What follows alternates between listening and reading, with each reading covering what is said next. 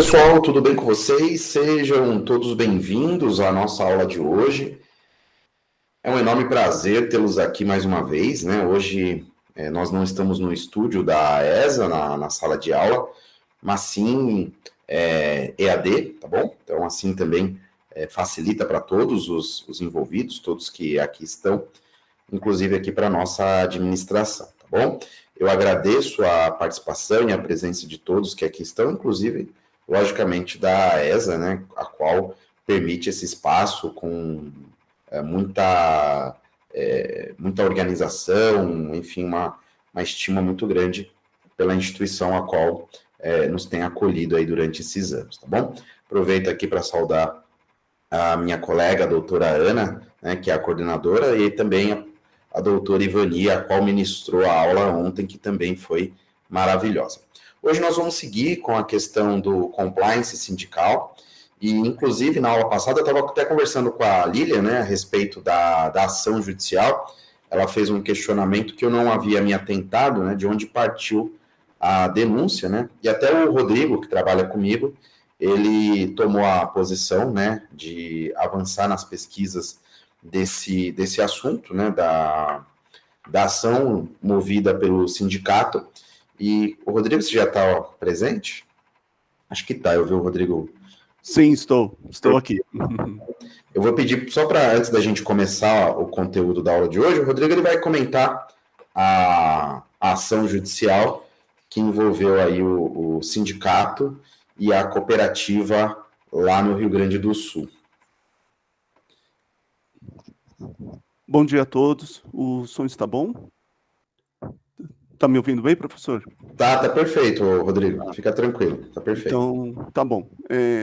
Diante da pergunta, né, da colega na aula anterior, eu tomei por base a pesquisa, pesquisei e verifiquei que há uma pesquisa muito limitada sobre o tema, tá? Foi difícil, né, identificar quem fez a denúncia. Segundo o processo, eu entrei no processo, como eu não sou cadastrado no TRT correspondente, né, e também não faço parte do processo, eu não tive acesso às peças processuais, somente as decisões e os acordos, né, que o processo ainda está em trâmite. E pelas decisões, eles sempre colocam e afirmam que a ação foi ajuizada pelo próprio sindicato, mas não entram no mérito de quem fez a denúncia sobre aquela questão sobre o vazamento, tá? Então, eu não encontrei realmente quem fez a denúncia. E partindo dessa premissa, podemos pensar em duas situações. Foi a denúncia feita por um dos empregados, que percebeu ou teve até uma situação que identificou esse vazamento, né? Ou até mesmo diante da função do sindicato em fiscalizar a empresa, né? E todo o sistema interno daquela pessoa jurídica. Então, a gente pode pensar nessas duas hipóteses de quem fez a denúncia, certo, professor? Perfeito, Rodrigo, exatamente, né? É porque a gente não conseguiu ter, de fato, acesso aos autos, né? E com base nas reportagens, por isso que eu nem havia me atentado exatamente de onde partiu, que é muito interessante, né? E a gente até gostei muito da sua pergunta, viu, Lilian? Porque isso vem, né? Eu confesso que isso nunca tinha despertado a minha curiosidade, mas quando você perguntou, eu fiquei muito curioso mesmo, porque falando em compliance, é claro que é muito importante a gente entender qual foi o canal em que se apurou e daí avançou com relação a essas questões, né? Então, isso realmente poderia demonstrar uma efetividade do sindicato ou até mesmo da própria empresa, enfim. Então, no caso ali era uma cooperativa, né? Enfim, mas de qualquer forma, é interessante entender como que a instituição ou as instituições dispõem desses mecanismos preventivos, né, os quais eu, inclusive, vou falar hoje, por isso que a gente até parou para avançar um pouco mais na pesquisa, tendo em vista aí a importância do tema, a importância dessa questão, tá bom? Rodrigo, tem mais alguma consideração agora a respeito desse assunto? Não, desse assunto da pesquisa em si, não. Então, imagina, Lilian, a gente que agradece, porque a aula só é completa com vocês, né? Vocês deixam a aula sempre cada vez melhor, né? Porque eu costumo dizer que o professor, entre aspas, né, é o primeiro aluno da sala, né? Aquele que vai fazer a pesquisa para que a gente possa estudar, né? Então, nós todos aqui estamos numa condição de aprendizado mútuo, de troca de conhecimentos, então é sempre perfeito e maravilhoso. Pessoal, eu vou começar aqui a segunda parte, daqui a pouco o Rodrigo volta, ele vai entrar no assunto interessante que a gente comentou na aula passada do enquadramento sindical, mas por hora eu vou avançando aqui para a gente organizar. Deixa eu só... Tá certo aqui, deixa eu voltar para o PowerPoint, que aqui eu vou passar para vocês como é que funciona, né, a ideia do compliance mesmo e a sua aplicação. Só um ponto antes de avançar com o que é interessante mesmo de hoje, que é a aplicação de fato do compliance, mas eu fiz até uma pergunta, a Catarina está aqui? Eu nem vi se a Catarina está aqui. Sim, presente. Professor. Ela está presente. Isso, a Catarina está aqui. Tudo bem, Catarina? A Catarina estava com a gente no presencial e ali a gente até foi conversando assim, a respeito de alguns pontos do compliance, enfim. E, infelizmente, no dia ali da aula eu não pude dar muita atenção, tá, Catarina? Peço perdão, porque realmente eu tinha um compromisso na sequência da saída da aula, mas hoje a gente vai falar desses aspectos, porque eu coloquei uma reflexão que era basicamente a seguinte, né? O que nasce primeiro? Um acordo de leniência ou um programa de compliance, né? Como se fosse aquela reflexão, né, do paradoxo do ovo e da galinha. Quando, na verdade, assim, quem nasce primeiro? Um programa de compliance ou um acordo de leniência, né? Ou seja, algo que venha beneficiar uma instituição por ter um programa de compliance? A resposta depende da instituição, depende do que ela pensa o compliance. Porque você tem a ideia de ser compliance ou estar em compliance. Pode parecer meio maluco, assim, para quem nunca estudou compliance, que muda ser, estar, quem nasce primeiro, o ovo ou a galinha, professor, que maluquice, né? Mas não é. É porque, assim, quando você é compliance, né, então você já dispõe de mecanismos. E isso é cultural, isso é natural da instituição. Então, ela né? Estar em compliance, né, quer dizer que é uma questão, muitas vezes, pontual, momentânea. Pode ser que, às vezes, mude a presidência e aquele presidente acha aquilo uma coisa sem sentido, muito gasto. Então, ele vai lá e começa a enfraquecer esses mecanismos. Ou, de repente, a instituição deixa de se atentar aos pontos que eu vou mostrar para vocês, né, dos pilares de um programa de compliance. Então, essa empresa que está em compliance, né, ela não é compliance, a tendência é que ela deixe de ser, tá? E quando a gente fala de um acordo de leniência ou do programa de compliance, quando você é punido, e aí, como forma atenuante dessa punição, o poder público exige que você faça um programa de compliance, é aí que nascem os programas de compliance de fachada. Por quê? Porque a instituição provavelmente só criou esse programa em virtude de um benefício de multa. Mas só que aí você fica, poxa, então o que o poder público tem que fazer, professor? O poder público, por exemplo, quando eu comentei com vocês, a título de exemplo, né? Porque, apesar que eu fui mostrando o histórico, né? Essas questões de compliance ainda são mais novas, né? Nós estamos falando aí de 15 anos, 20 anos no máximo, né? Então é algo que a gente tem julgados, a gente tem algumas coisas, mas não é uma cultura, né? A gente não pode falar em cultura porque é algo recente. E eu estudei bastante, eu falei para vocês a questão do CAD, né? Que é o Conselho Administrativo de Defesa Econômica, e o CAD, ele reforça muito as empresas para evitarem essas medidas que são anticompetitivas, enfim, a colocarem os programas de compliance. Aí eu, logicamente, nessa mesma ideia, eu falei, poxa, então isso não vai resolver, porque se o CAD está exigindo, essas empresas vão dispor, por exemplo, quando o Bradesco adquiriu o HSBC, o CAD exigiu que o Bradesco aprimorasse o seu programa de compliance. E aí eu pensei, falei, poxa, mas isso aí não vai resolver muita coisa. Mas só que não é somente o Bradesco naquele exemplo, ou também tem um caso do Correio que é bem interessante, que o Correio ele faz o chamado sham litigation, né, que é o abuso do direito de petição. para evitar a concorrência. Então, como ele tem um certo poder econômico, ele processa todas as instituições que tentam usar, né, do sistema de entregas, de logística. Então, ele processa todo mundo no Brasil, aliás, processava, né, porque se é uma instituição menorzinha, ela não conseguia aguentar tantos processos. E o Correio recorria de tudo, abusava, né, do chamado direito de petição. Isso tem previsão na nossa legislação, que nos termos americanos é o chamado sham litigation. E o CAD também exigiu que o Correio colocasse, né, um programa de compliance, mas só que olha que interessante, com muitos requisitos. Então, o Correios, por exemplo, o Bradesco, o Itaú, em diversas ações que eu estudei do CAD, essas instituições tinham que prestar contas para o CAD, relatórios mensais. Então, por exemplo, o Correio, todo o processo que o Correio, toda ação judicial que ele movia contra alguma instituição, o Correio tinha que notificar o CAD avisando, nós estamos processando essa empresa, mas por esse motivo e esse motivo. E se o CAD identificasse que aquele motivo era para abusar da condição e fortalecer um monopólio, o CAD iria determinar que o Correio desistisse da ação.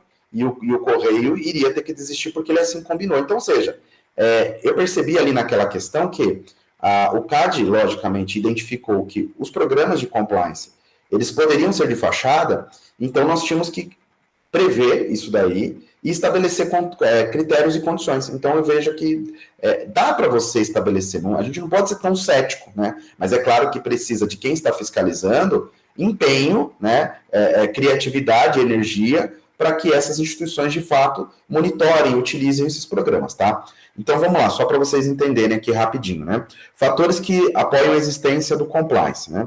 Só que esses fatores, tá, pessoal, não necessariamente eles são totalmente positivos, né? Porque temor das multas, temor de prisões, isso aqui favorece a existência do compliance, mas pode, né, como eu falei para vocês, favorecer um compliance mais de fachada, né? Aquela coisa de eu vou fazer só para não ser punido, mas não que eu acredito, não que isso é uma cultura da minha empresa, é uma cultura minha, né? Eu nem gosto dessas coisas, mas eu só vou fazer para não pesar no meu bolso, né? Então, isso é o tipo de programa que tende a ir para o fracasso, né? Temor aos danos causados à imagem, tanto dos profissionais quanto da instituição, né? Então, a gente sabe, hoje em dia, as instituições trabalham muito as imagens, né? Principalmente nas redes sociais, não se gasta fortunas e fortunas para que uma imagem seja criada, seja associada a um determinado tipo de situação. Tem um banco aí que ficou muito famoso, logo que saiu a LGPD, esse banco aí ele começou a fazer vídeos muito legais, assim, inclusive a respeito da proteção de dados, da privacidade, assim, uma coisa muito bonita, né? Mas, na prática, a instituição financeira estava usando dados indevidos de segurados da Previdência Social para ofertar empréstimo consignado, teve um incidente de vazamento de dados. Então, ou seja, não adianta você investir numa imagem de bonzinho, de protetor, quando, na verdade, nos bastidores, você é uma instituição que continua apoiando essas práticas ilegais, né? Então, ou seja, são coisas que, no passado, a sociedade não percebia. A gente não percebia porque nós não estávamos totalmente conectados, né? Eram informações que dependiam muito das mídias, das notícias de jornais, então era muito mais fácil para a instituição abafar essas coisas. Hoje em dia, não. Hoje em dia, com essas aberturas, um fato que acontece agora já instantaneamente já foi replicado no Instagram, no Facebook, no WhatsApp. Então, a instituição não tem como esconder uma prática indevida. Então, só que também o efeito é avassalador, né, com relação à imagem, no caso aí de uma situação. Eu lembro, só para vocês situarem onde eu quero chegar, por exemplo, né? Nós tivemos um caso em que acho que foi um supermercado, né? Que o segurança, se eu não me engano, acho que ele chegou até a matar, né, um animalzinho, um cachorro, porque ele entrou lá na loja, acho que ele chegou a matar ou machucou o animal. Isso foi filmado. Teve um outro que o segurança também, acho que dessa mesma loja, ele matou um consumidor ali local, enfim, que eles estavam tendo um problema, e aí o segurança, num ato ali desproporcional, matou essa pessoa. Isso também foi filmado, gerou uma repercussão imediata, né, porque isso viraliza. Nós tivemos uma outra rede de fast food, de lanchonete, que também teve um caso semelhante, não sei se chegou ao óbito, mas também o segurança acabou maltratando ali, não sei se era um morador de rua, ou se era alguém que pedia o alimento. Então você vê que as repercussões são gigantescas, né? Algumas pessoas, é claro, podem esquecer, mas só que muitas vezes eles ficam remexendo, olha, tal instituição fez isso, hein? E isso vai gerando danos à imagem da instituição, né? Benefícios concedidos pelos empregadores aos empregados em caso de cumprimento, né? Então, as empresas, muitas vezes, para fortalecer o compliance, ela começa a estabelecer benefícios, né? Então, se a gente não for multado, se a gente não for autuado, se nada de ruim acontecer, nós vamos ter uma política de benefícios, né? Então, isso apoia a existência do compliance, mas só que ele fica muito ligado a uma troca, né? E essa troca nem sempre faz com que o programa seja saudável, né? Aí, continuando, né? Penalidade aplicada aos empregados, pelos empregadores em caso de descumprimento. Aqui eu já acho interessante, porque demonstra que a instituição está preocupada com a aplicação do programa de compliance. Então, quando alguém internamente, seja quem for, né? Da alta cúpula até o mais, vamos dizer assim, mais baixo, caso ele não siga as regras, as políticas, haja um processo, é claro, uma sindicância, e dali depois uma penalidade, porque você começa a demonstrar para os outros funcionários que a empresa se importa, e caso não haja ali o devido cumprimento, vai haver punição. Então, isso acaba fortalecendo bastante o programa de compliance.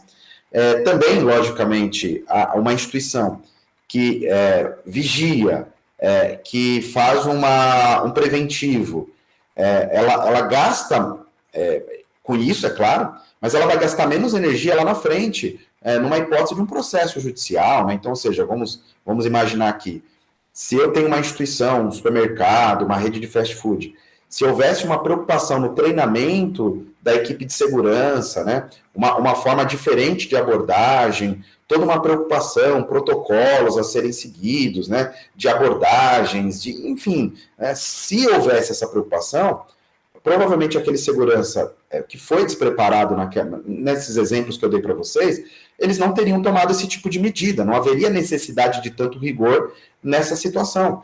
E, consequentemente, ao invés da instituição ter que agora, né, gastar, porque imagina, você tem, como eu citei para vocês, no caso aí do supermercado, teve não sei se vocês lembram, chegou ao óbito, né? Então, imagina, o gasto de tempo, de energia e de dinheiro que a instituição vai ter para poder fazer sua defesa processual, às vezes até a defesa do próprio funcionário, ou às vezes até a instituição depois vai ter que processar o funcionário. Então, olha o rolo que dá nisso aí, se a instituição tivesse pelo menos estabelecido um protocolo de procedimentos, né? Então, vejam que acaba perdendo o foco, né? Meu foco é vender alimentos, e agora eu tenho que gastar minha energia com defesa judicial por conta de um ato despreparado. Então, você vê que isso atrapalha a instituição, por isso que ela tem que ter essa visão.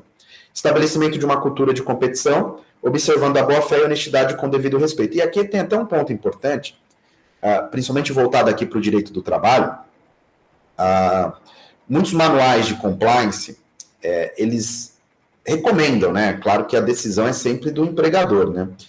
Que não se estabeleçam comissão, bônus individual, metas muito individuais, porque as metas muito individuais, é claro que elas favorecem uma boa performance, né? Então, quando eu tenho um funcionário, principalmente da área de vendas, do qual a performance dele automaticamente vai ser retribuída com uma premiação, com uma comissão, isso é bom, porque ele, logicamente, ele vai querer vender mais, etc., né? Isso tem essa relação, só que isso também favorece eu vou vender mais a qualquer custo. Não importa o que eu faça, né? Então, por exemplo, eu já trabalhei para instituições financeiras, em especial consórcio. Então, eu via muitas vezes o treinamento da equipe de vendas, mais ou menos assim: faça o que você tiver que fazer para você vender, nem que seja para iludir o consumidor. Então, muitas vezes o vendedor saía para as vendas, né? E aí a resistência maior que tinha aquele consumidor, e ainda tem, poxa, mas eu vou ficar pagando o consórcio e pode ser que eu demore para ser contemplado. Se eu faço um financiamento, o dinheiro já vai estar disponível, eu já consigo ter meu bem, né? Seja um carro, seja um imóvel, uma moto, etc. Né? Então, o que esses vendedores eram aconselhados, né? Olha, fala para essa pessoa que não, que vai ter um sorteio e que no mês que vem, que no máximo em 2, 3 meses ele já vai estar com a cota. Então, ou seja, começa a instigar o quê?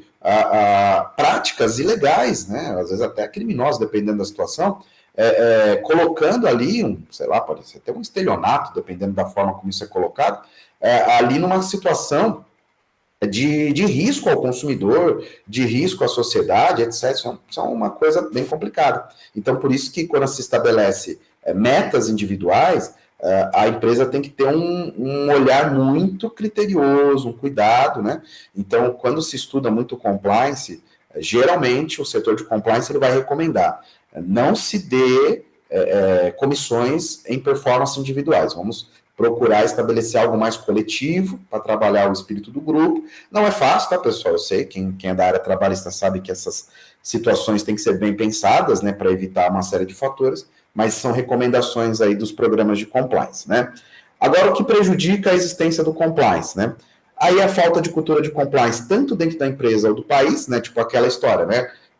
Tá todo mundo fazendo, né?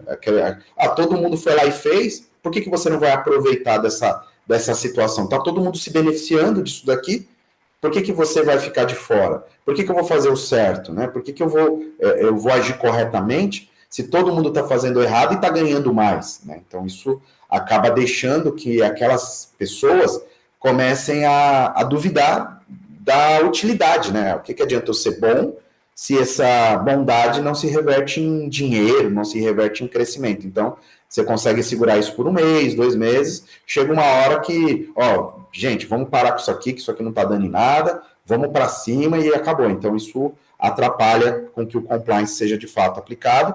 A própria instituição, né, que de repente não tem uma cultura, um cerne bem estabelecido, é algo meio que, eu estou copiando um concorrente que faz o compliance, então eu quero fazer também. Só que aí a empresa, quando começa, né, a ter uma queda de vendas, de performance, aí vem a direção, a alta presidência e fala, não, vamos seguir por outro caminho aqui, vamos buscar o lucro, seja o que for, não vamos nos importar aqui com as regras corretas, né? E também, às vezes, o próprio mercado, né, que essa instituição está inserida, muitas vezes ela acaba até favorecendo a concentração de mercado, né? Como eu citei para vocês, o sistema, né, de petróleo, de gás, né, que são mercados mais concentrados, então ali você facilita, né, postos de combustíveis, distribuidoras de gás, né, a manterem uma cartelização, né, ou seja, um preço previamente estabelecido. Foi o que, infelizmente, também aconteceu no ramo de construção aqui no Brasil, né, muitas construtoras se uniram, né, formando cartéis, né, para combinação de preço em licitação, e assim mantendo, né, uma abrangência e vamos dizer assim, que eles conseguiram, né, ganhar as obras, né, mediante a combinação e mediante preço até superfaturado, né, beneficiando as construtoras e também beneficiando, às vezes, os agentes públicos, né, gerando, é claro, a improbidade administrativa. Aí aqui, né, percepção que os ganhos do não compliance superam os custos do programa de compliance, né, então a instituição ela percebe, eu vou fazer a conta aqui, eu vou gastar tanto com uma pessoa, né, que vai ser o compliance officer, né, então ele vai ganhar 20, 30 mil por mês, aí vai ter lá uma equipe de apoio, e aí tem mais despesas de diligências, relatórios, vamos gastar aqui 200, 300 mil reais por mês, é muito dinheiro, né, 3 milhões, 4 milhões por ano, e a gente é multado por 100, 200 mil, não, deixa para lá, não vamos fazer isso aqui não, né, então às vezes a empresa faz esse cálculo e acaba deixando de lado, né? Também, às vezes, a empresa não sabe a fundo onde ela está inserida, né? Então, cabe ao profissional dar a devida orientação, né? Quais são as consequências, né? Que às vezes não é só aquela multa, tem um aspecto reputacional, né? Então, tudo isso entra em xeque, né? E também a própria instituição, né? Não sei se vocês já viram reportagens, né? Tem muitos empresários, assim, até tem casos famosos, né? De terem sido gravados, né? eu mando no Brasil, eu mando no juiz, eu mando no deputado, eu mando no senador, e aí essa pessoa fala, por que eu vou ter que seguir as leis se eu que dou as cartas? Então, ou seja, nada vai acontecer comigo, eu posso ter uma prática e se eu ainda for preso, amanhã eu estou solto. Então, gera também na sociedade essa questão de, será que compensa, será que não compensa, né? Nós tivemos casos recentes aí demonstrando esse tipo de situação e de fato isso coloca em xeque, né? Por exemplo, a Vale do Rio Doce, né? Aquela questão que eu não gosto, né? Jamais de chamar de acidente de Brumadinho, porque acidente é um fator inesperado, né? E Brumadinho não era inesperado, né? Brumadinho foi um ato criminoso, porque não dá para falar que a Vale não sabia que aconteceria, né, o rompimento da barragem, e em especial, sempre, assim, é um dos maiores acidentes, usando o nome, né, mas não é acidente, de trabalho, né, porque quando cai a barragem, ela cai no refeitório, nós tivemos aí centenas de trabalhadores que vieram a óbito, e a preocupação do presidente da Vale do Rio Doce, na ocasião, era descobrir quem havia denunciado para o Ministério Público que a Vale do Rio Doce sabia da possibilidade do rompimento da barragem e não tomou as medidas corretas, né? Então, ou seja, quis economizar, né? Porque o sistema de rejeitos, né? Ou seja, você fazer a exploração dos minérios e jogando os rejeitos, né? Não sei o material, se é barro, argila, enfim, me perdoem a falta de conhecimento técnico, né? Mas ao retirar o que sobra, né, da extração e formando a barragem, é o método mais barato que tem. Só que ele é o método mais arriscado, né? Obviamente, até por isso que acho que hoje é proibido esse tipo de procedimento. Mas a Vale não se importou, né? Então, ou seja, voltando aqui, né, para esse ponto, é isso mesmo, né? É a arrogância da alta administração. Nada vai acontecer comigo. Eu sou o presidente de uma das maiores empresas, não só do Brasil, mas do mundo. Quem é que vai me punir? Né? Quem tem coragem de me prender? É basicamente isso, tá, pessoal? É uma coisa muito triste, né? Mas, enfim. Então, o que vai fortalecer, de fato, um bom programa? O primeiro, pessoal, comprometimento. Não está em ordem, tá? De importância, né?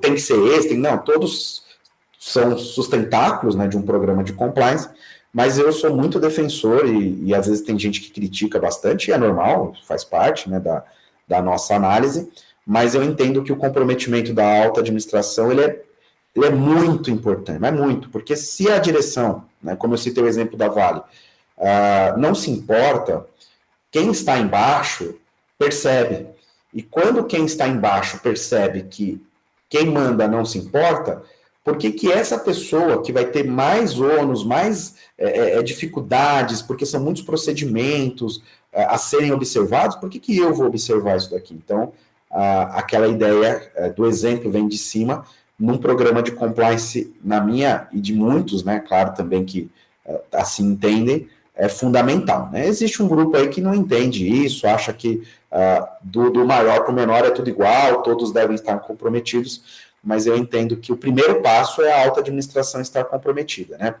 Gestão dos riscos, né? Um código de ética. Tem muita empresa, por exemplo, eu sou contratado para fazer código de ética. E aí, cria um código de ética aqui. Eu falo, mas vai fazer o que com o código de ética? Não, a gente precisa ter isso divulgado no site, né? Mas se você tem um programa de compliance, vocês desenvolvem alguma situação, não, só precisa ter um código de ética. Pessoal, o código de ética sozinho não serve para nada, essa que é a grande verdade, né? Aí eu brinco, assim, eu falo, vai na internet, tem um monte de código de ética, né? Então, assim, o código de ética, ele é fundamental porque ele torna explícito, né? Você demonstra, né? Porque aquilo que está escrito gera mais confiança, gera mais facilidade no entendimento, principalmente para os colaboradores, né? Então está escrito aqui, não pode fazer tal coisa. Está escrito aqui, nós devemos fazer tal coisa. Então está determinado, né? O código tem essa condição.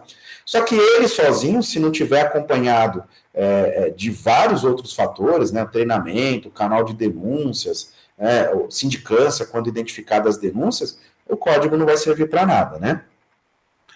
Um ponto muito importante, né? Por exemplo, eu estudei um pouco a respeito daquelas questões, né? A gente fala de aspecto reputacional, E é de conhecimento, principalmente vocês que são da área trabalhista, se aqui estão, né? Ou mesmo da área sindical, ou pessoas que estão buscando novas visões do direito, mas eu acho que é de conhecimento de todos, né? Ou pelo menos de boa parte, por exemplo, daquelas empresas de magazines de venda de, principalmente roupas, né? Vocês sabem do que eu estou dizendo.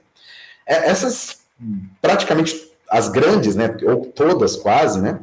Elas foram já envolvidas em escândalos de trabalho forçado, né, condição análoga de escravo, principalmente por conta da confecção, né, a gente sabe, né, principalmente aqui no Brasil, boa parte da confecção, não toda, é claro, mas boa parte, ela aproveita a mão de obra ilegal, mão de obra estrangeira, pessoas que são exploradas, que vão receber, a gente sabe disso, eu já vi isso, eu já participei, né, de fiscalização, e essa mão de obra ela acaba sendo explorada ganhando, ou às vezes nem ganhando nada, né, sendo explorada para fazer aquela roupa, né? E a empresa que compra, porque são duas empresas, né? A que de fato fabrica e a empresa que compra para revender, né?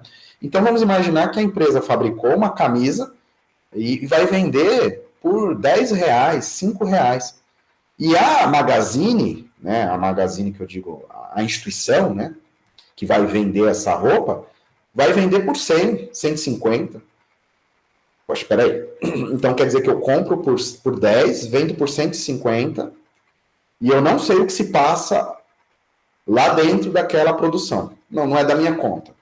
Eles querem vender por 10, eu só compro, né? Eu sou um bom comerciante, fiz um bom negócio lá com o dono da empresa, ele me vende por 10, eu vendo por 150. Eu sou bom no negócio. Não é isso, pessoal. A gente tem uma responsabilidade social. Por isso que vocês estudaram, né? O ESG. E aí isso daí traz para a instituição não só esse olhar de eu vou buscar o lucro e não importa quem está à minha volta. Não, pelo contrário, eu tenho uma responsabilidade. Então, se eu estou num negócio e eu sei que o mercado está disposto a pagar 100, R$150 numa camisa, e eu compro por R$10, tem alguma coisa estranha nisso aqui. Eu não posso imaginar que só o meu marketing, só a minha imagem, só a minha etiqueta é o suficiente para valorizar 10, 20 vezes uma camisa, ou uma camiseta, que seja.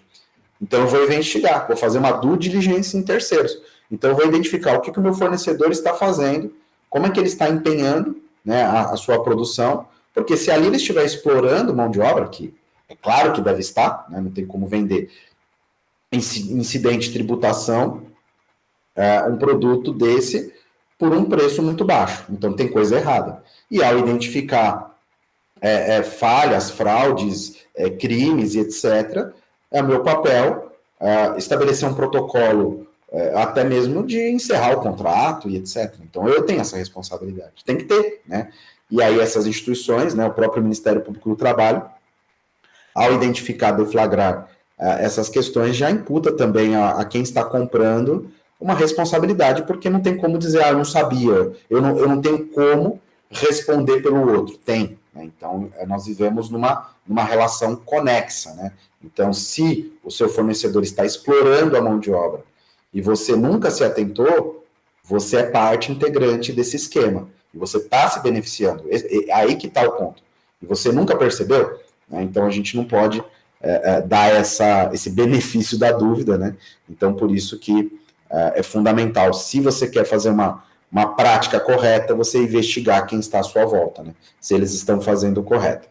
Monitorar o programa constantemente, para ele não ir enfraquecendo, para ele não ir perdendo a sua adesão, né? E ele sendo a todo tempo revisado, né? Quando a gente fala de sindicato, deixa eu ver como é que está o nosso tempo, 9h40. Quando a gente fala de sindicato, pessoal, aqui em especial, né? O sindicato, eu já disse, né, ele é um protagonista. Quando a gente fala das questões trabalhistas, né, a gente sabe do pioneirismo, né, a força sindical que tem na questão da proteção à coletividade, né, dos trabalhadores, isso é inegável, né, mas a gente também sabe que existem novos cenários, existem novos negócios, e ali há também a necessidade do sindicato repensar, às vezes, em algumas ações, atuações, etc., né. E também tomar cuidado com a sua reputação. Né? O sindicato ele passa, ao longo da história, por visões diferentes. Né? Então, em alguns momentos foi tido como instituições fundamentais, em outros momentos uma instituição muito atacada, muito combatida. Então, muitos trabalhadores, né, quando você investiga, você conversa, né, isso é importante, o sindicato tem que saber, né, perguntando para quem está lá, né, ó, você é satisfeito, você confia, vai ter gente que vai falar muito bem, vai ter gente que vai ter a desconfiança. Então, a instituição também precisa mudar a sua imagem reputacional. E nisso, né, falando da parte de compliance, o sindicato ele também vai ter que trabalhar a questão da transparência, a questão de como o sindicato abriga essas relações. Né? Principalmente, aqui eu não estou falando do sindicato profissional, tá? Que é mais o sindicato patronal, justamente, o profissional também, é claro, mas mais assim, especificamente, principalmente o patronal, quando ele abriga, né, reuniões para receber as instituições ali que estão vinculadas, né? Então, principalmente os profissionais da área de vendas, né, área comercial, é recomendado que eles não participem. Por quê? Para não ter combinação de preço, pessoal. Então, imagina lá, o pessoal da área médica, o pessoal da área do ramo farmacêutico, numa reunião ali, eles acabam facilitando. Ah, professor, mas se eles não se reunirem lá, eles vão se reunir em outro lugar. Exato.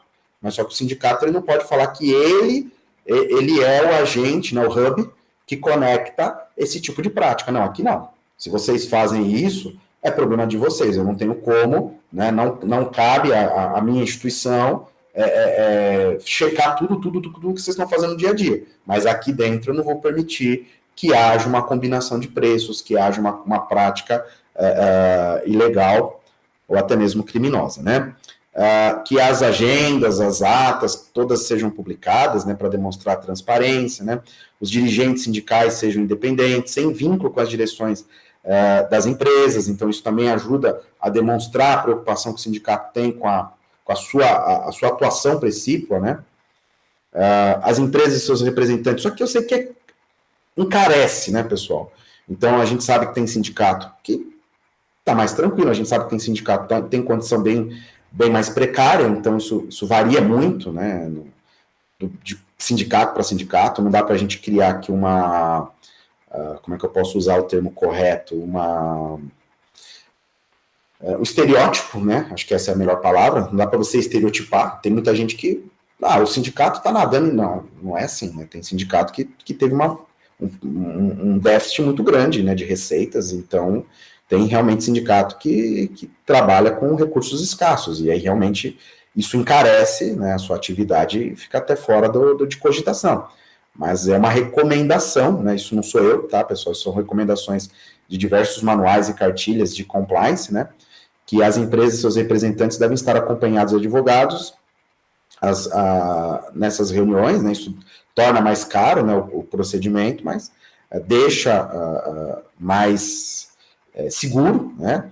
E aí também, né, como eu falei para vocês, é importante também que o sindicato tenha um advogado também para elaborar, para fiscalizar o que foi, né, redigido, do que vai sair dali, o que vai ser publicado, né? E agora vamos falar um pouquinho do compliance trabalhista, né? Porque se a gente tem uma prática interna, agora vamos falar mais das empresas aqui, né? Como é que a empresa pode usar do compliance para melhorar a sua performance, né, de contratação, gestão do próprio contrato de trabalho e até o encerramento, né? E eu insisto, né, vocês podem falar, professor, mas e o advogado, ele já não faz isso? E foi a pergunta que eu fiz na aula passada, e a própria Catarina respondeu, né, eu achei brilhante da parte dela. Ela falou, professor, o advogado, ele pode ter um conflito de interesse. Então, assim, nada impede, obviamente, da empresa que já dispõe de um departamento jurídico, que o próprio departamento jurídico estabeleça as práticas de contratação, de demissão. Isso não tem um problema. Mas só que o compliance ele é a supervisão disso daí, para ver se o departamento jurídico também está fazendo as exigências corretas. Não dá para a gente achar que um departamento jurídico é infalível.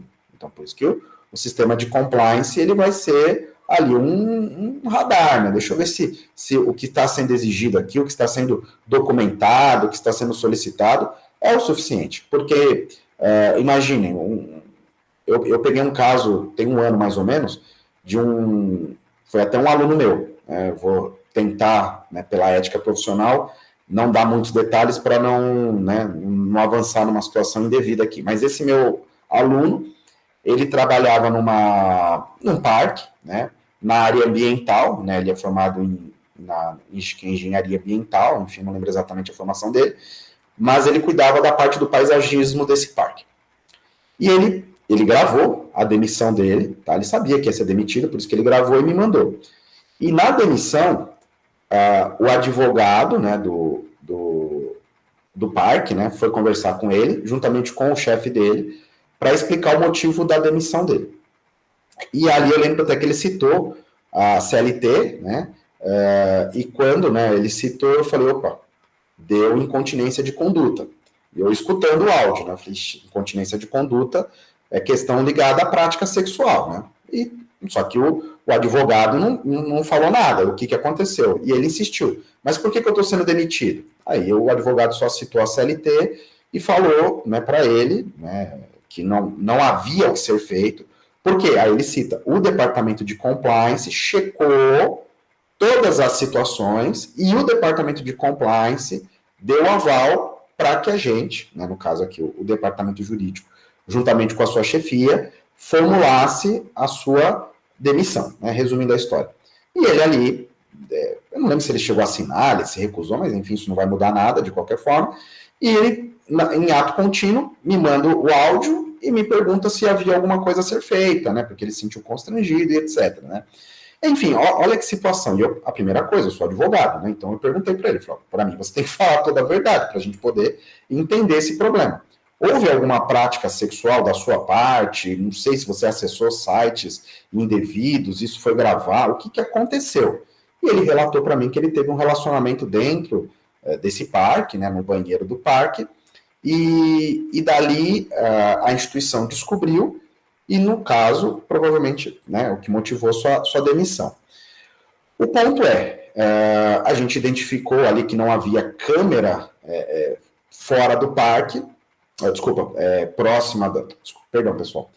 Não havia câmera dentro do vestiário, né? Pelo menos aparentemente. E se houvesse uma câmera fora, ainda que houvesse, o vestiário era um vestiário duplo, triplo, enfim, eu não lembro exatamente quantas cabines. Ou seja, poderia entrar 2, 3 pessoas.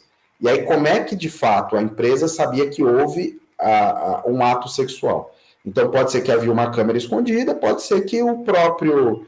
a pessoa com que ele se relacionou confessou e eles tinham alguma prova. Então, ou seja, era um caminho muito complicado. Mas, segundo o advogado, isso ficou gravado, houve o aval do compliance nessa demissão.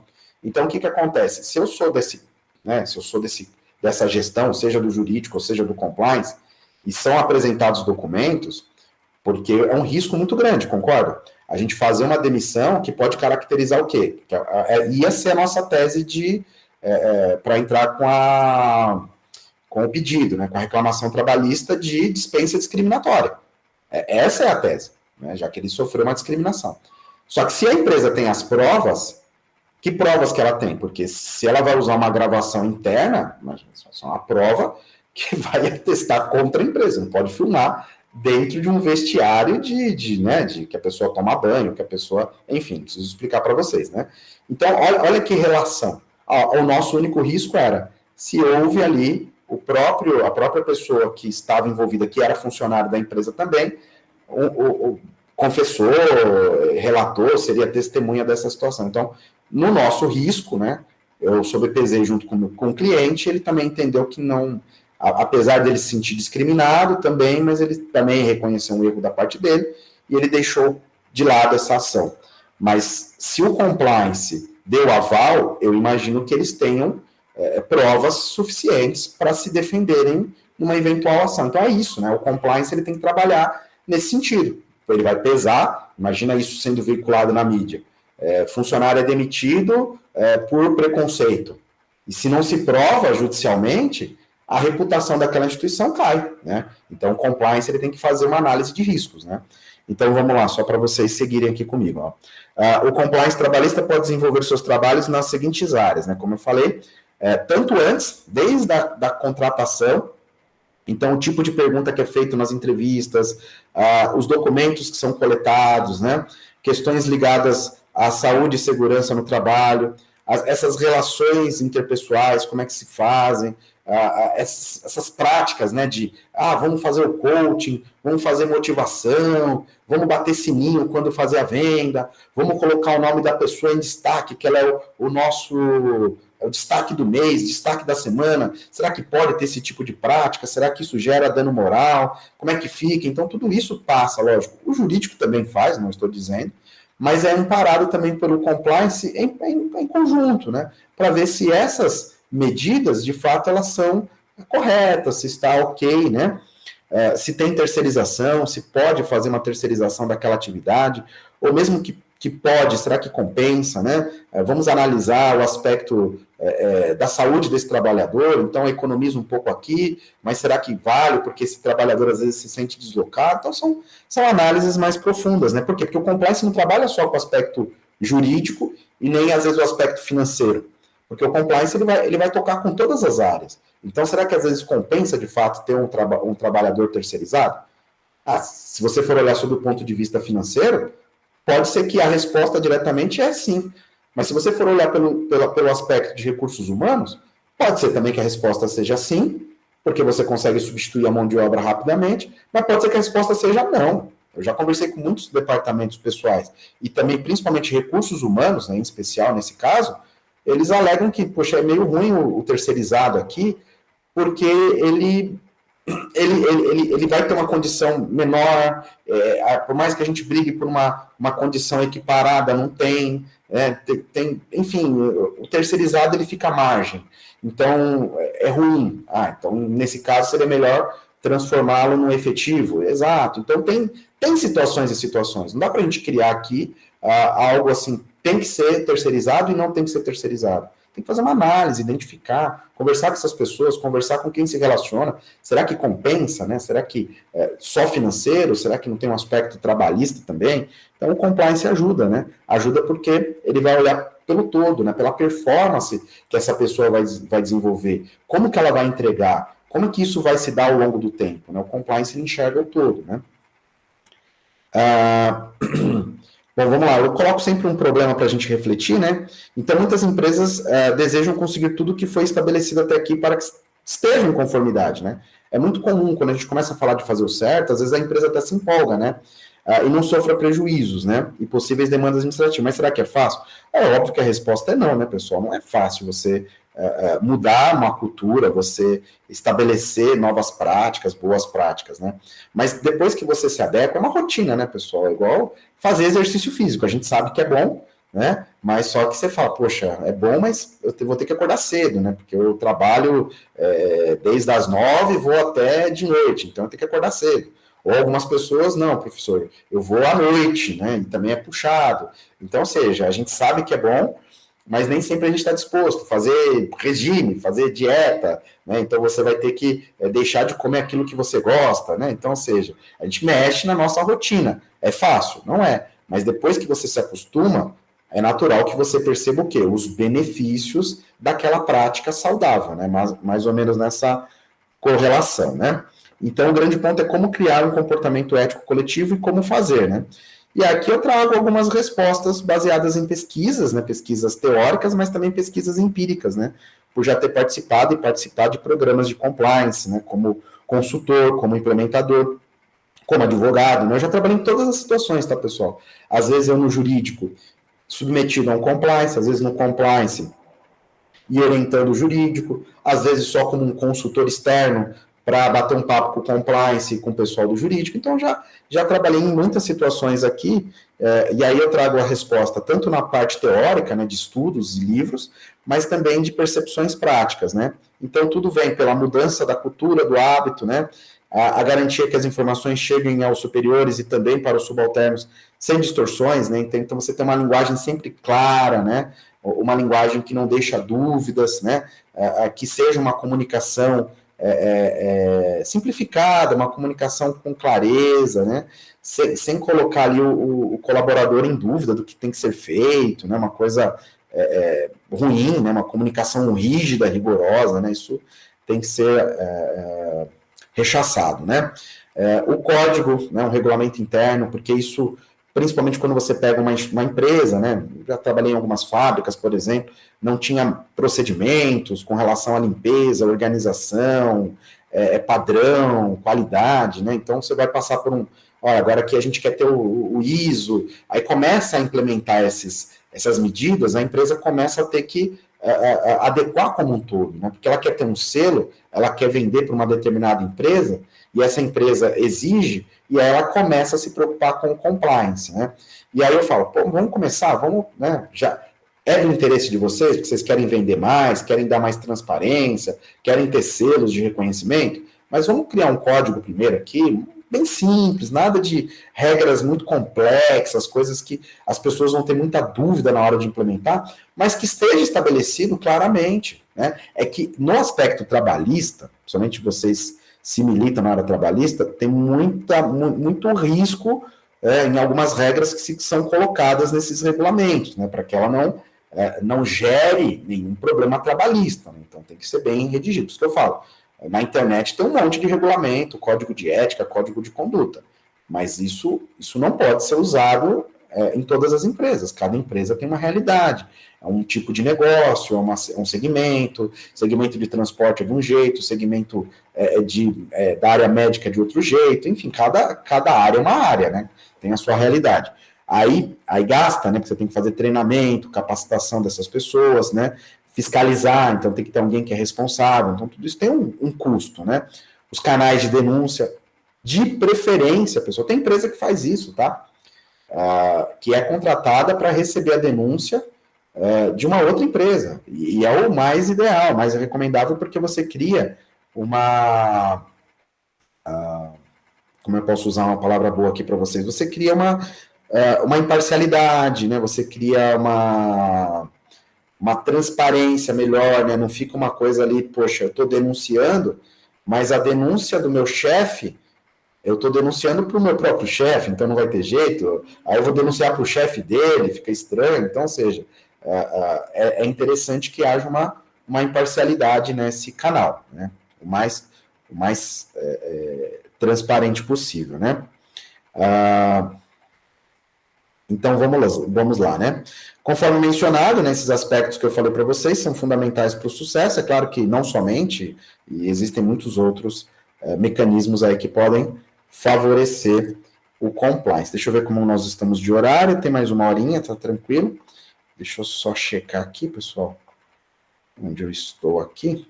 Tá, eu estou exatamente na metade, então tá tranquilo. Daqui a pouco eu vou chamar o Rodrigo para bater um papo com vocês. Mas antes disso, eu vou falar aqui né?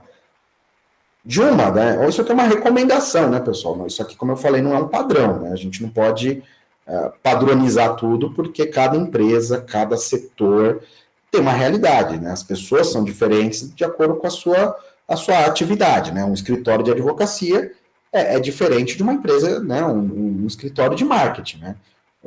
Os profissionais, eles têm hábitos diferentes, né? São realidades diferentes, são horários, às vezes, diferentes.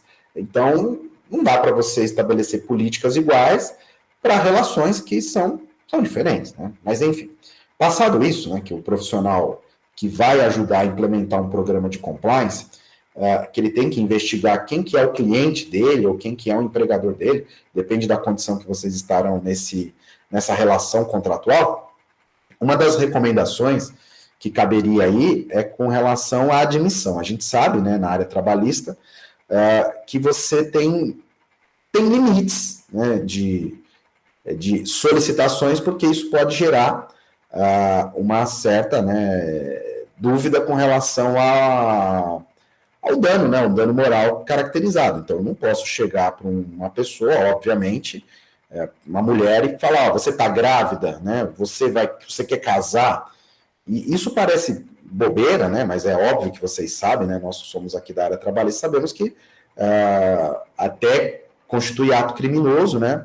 Você exigir, solicitar exame que ateste gravidez na admissão ou esterilidade, incentivar essas práticas, né, de esterilidade, a não ser que seja amparado aí pelo SUS, né? Alguma coisa mais de conscientização e não de essa pessoa vai engravidar, vai ter a licença, e eu vou ficar sem essa funcionária por um tempo, vai ter exames médicos, isso vai ser um problema, e é óbvio que algumas empresas não querem contratar. Então, é também, né, de conhecimento que não se pode fazer esse tipo de pergunta em entrevista. Mas, infelizmente, e principalmente as meninas podem relatar aqui para a gente, né, aos nossos colegas, eu tenho quase certeza que pelo menos uma aqui deve ter passado por isso, né? Em alguma entrevista, o empregador ali perguntando, né? Mas você quer casar? Já tem filhos? Que legal, né? Tem data marcada para o casamento? Planeja ter o filho para quando, né? E às vezes criou aquele ambiente agradável, né? A pessoa pensa, pô, cara, pessoa bacana ali, né? Que está entrevistando, né? Quer saber da minha vida pessoal, né? Já está preocupado. Na verdade, não está preocupado, né? Tá querendo saber, prepara com a pessoa, né? Tá pensando, poxa, isso aqui vai me gerar um problema assim, assim, assim. Então, é o tipo de coisa que é o primeiro trabalho que eu faço já com os entrevistadores, não o recrutador. Não se pergunte a respeito desse tipo de questão da vida pessoal. Isso não interessa para vocês. Saber se a pessoa quer casar, não, mas a gente quer entender. Não tem que entender nada. Você pode fazer por uma curiosidade sua, você sabendo que você está em risco de ser processado. Você não tem que saber nada da vida pessoal. Se a pessoa tem hábito de frequentar a igreja, se a pessoa tem hábito de fazer ato voluntário, isso tudo não é da sua conta. Você tem que saber o aspecto profissional daquela pessoa. Você tem que saber questões pessoais que podem gerar ato discriminatório. Tanto que a Lei Geral de Proteção de Dados elencou isso na condição de dado sensível, né, porque é ato que é passível de discriminação. Né. Agora, você pode conhecer o seu empregado antes? Pode. Redes sociais ajuda bastante você identificar como essa pessoa se porta, identificar algumas questões, isso não tem um problema, desde que não avance para essas práticas discriminatórias. Isso tem que tomar um cuidado muito grande. E a gente sabe, por exemplo, o exame toxicológico, né?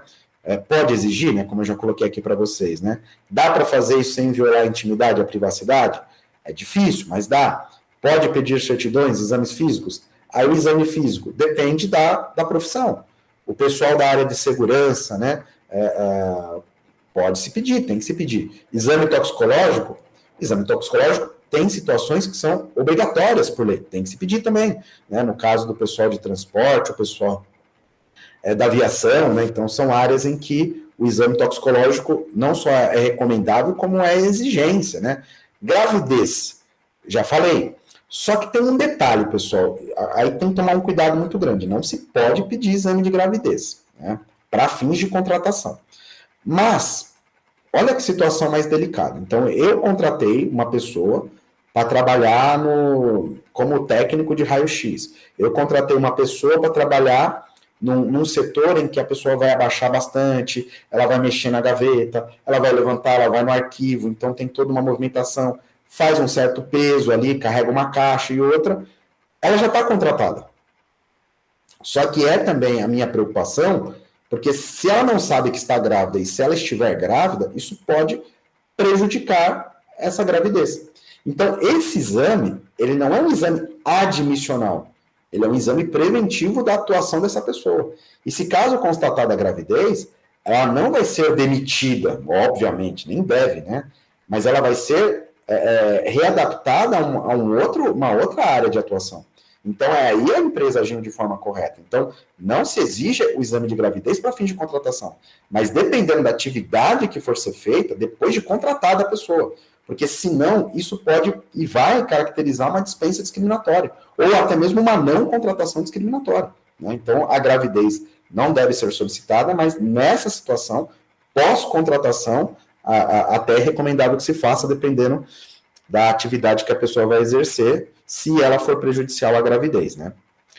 Durante o contrato de trabalho, mesma coisa, você tem que ter um acompanhamento, né? Você tem que verificar as condutas, os relacionamentos, né? Essas práticas, o que deve ser feito, né? Então, isso tudo também passa aí pelo sistema, pelo departamento de compliance, né? Vamos lá. Recursos humanos, departamento financeiro, para a devida apuração de verbas, seus reflexos, verbas que possuem natureza salarial, verbas que não possuem. Então, são coisas simples, né? A gente que trabalha com isso, a gente já identifica o que tem natureza, o que não tem natureza salarial. É claro que muita gente que trabalha em departamento pessoal manja muito, né, dessas questões. Até tem pessoal de departamento pessoal que entende mais até do que o próprio advogado, né, dessas verbas, a gente sabe disso, né. Mas também tem profissionais que não sabem absolutamente nada, e tem empresas que têm práticas de, por que você faz isso? Ah, não, porque fazia assim, e vem se fazendo, né. Então, como eu citei, por exemplo, até na aula passada, tem empresa que ainda paga vale transporte em dinheiro. Por quê? Ah, não sei, porque alguém falou, enfim, às vezes foi um advogado, às vezes não foi, às vezes foi o dono da empresa. Enfim, eles começam a criar procedimentos que eles não sabem que aquilo é prejudicial, né? Então tem que verificar por que aquilo está sendo pago, como está sendo pago, para saber se vai ter reflexo, se não vai ter reflexo numa eventual ação trabalhista, né? Um ponto que também chama muito atenção, né? Se a empresa tem, né, exposição né, um ambiente insalubre ou perigoso, né, então tem que ter, lógico, além das exigências, né, das NRs, né, da própria CIPA, se for o caso, tem que ter, logicamente, um cuidado preventivo, né, para evitar acidentes de trabalho, né, e assim vai, né. Temos também aqui um problema interessante, né, quando a gente fala, vocês já viram falar de empresas de tendências, né? Empresa de tendência é aquela que professa uma determinada ideologia específica. Vamos pegar um exemplo, né? Um clube de futebol, né? Então, o Palmeiras, o Corinthians, o São Paulo, o Flamengo, etc. Né? Então, eles têm uma ideologia futebolística, né? Então, vamos imaginar aqui que eu trabalho no Palmeiras, sou funcionário do Palmeiras. Será que eu posso, nas minhas horas vagas, né, no meu lazer, usar o uniforme do Corinthians, porque eu sou corintiano, um exemplo? Ah, pode, né, professor? Você está nas suas horas vagas, né? Legal, ótimo. Mas será que é saudável eu ficar publicando isso em rede social? Fazer questão de expor isso daí? Por quê? Porque, de repente, a torcida identifica que eu trabalho lá, porque, às vezes, eu não trabalho numa situação de exposição. Às vezes eu trabalho nos bastidores, eu sou da área de informática, eu sou do departamento de marketing, então dificilmente vão me ligar ao Palmeiras, né? Eu sou corintiano, nas minhas horas vagas, e trabalho no Palmeiras, então não vai ter um grande problema. Mas se eu sou amigo dessa pessoa, eu falo, não queira se expor, isso vai te trazer um problema. E já aconteceu na prática, né? Não nesse exemplo simplesinho, mas do funcionário de um clube xingando o clube que ele trabalha, não o clube em si, mas a parte, né, desportiva, né, o jogo do clube que ele trabalha. E é justa causa, entendeu? Assim, eu sou corintiano, trabalho no Palmeiras, aí tá tendo um jogo do Corinthians e Palmeiras, e aí eu ofendo o time do Palmeiras.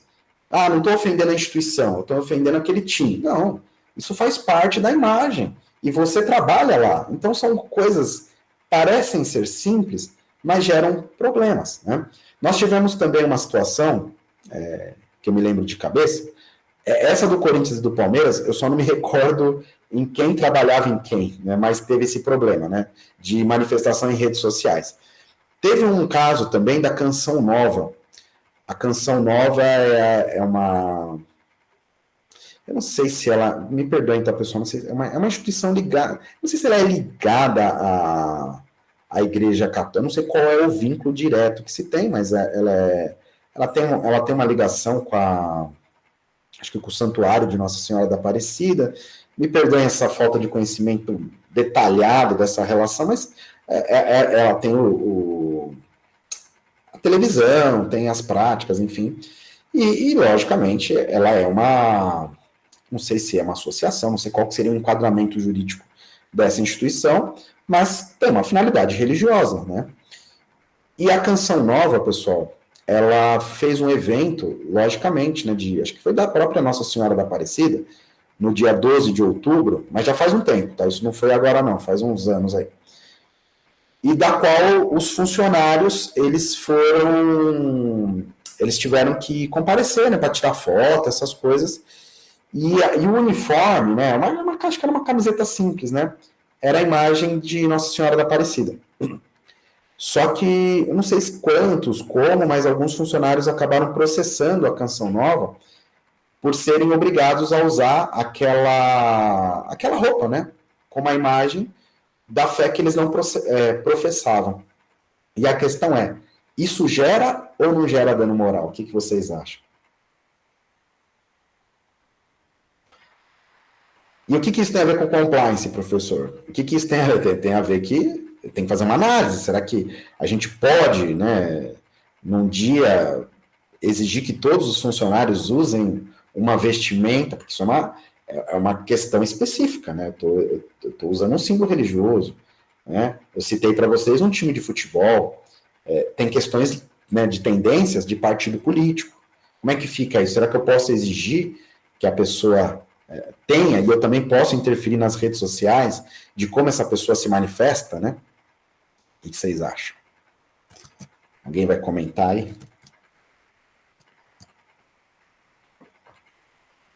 Quer falar alguma coisa, Rodrigo, a respeito dessa situação? Deixa eu ver se eu acho aqui a ação.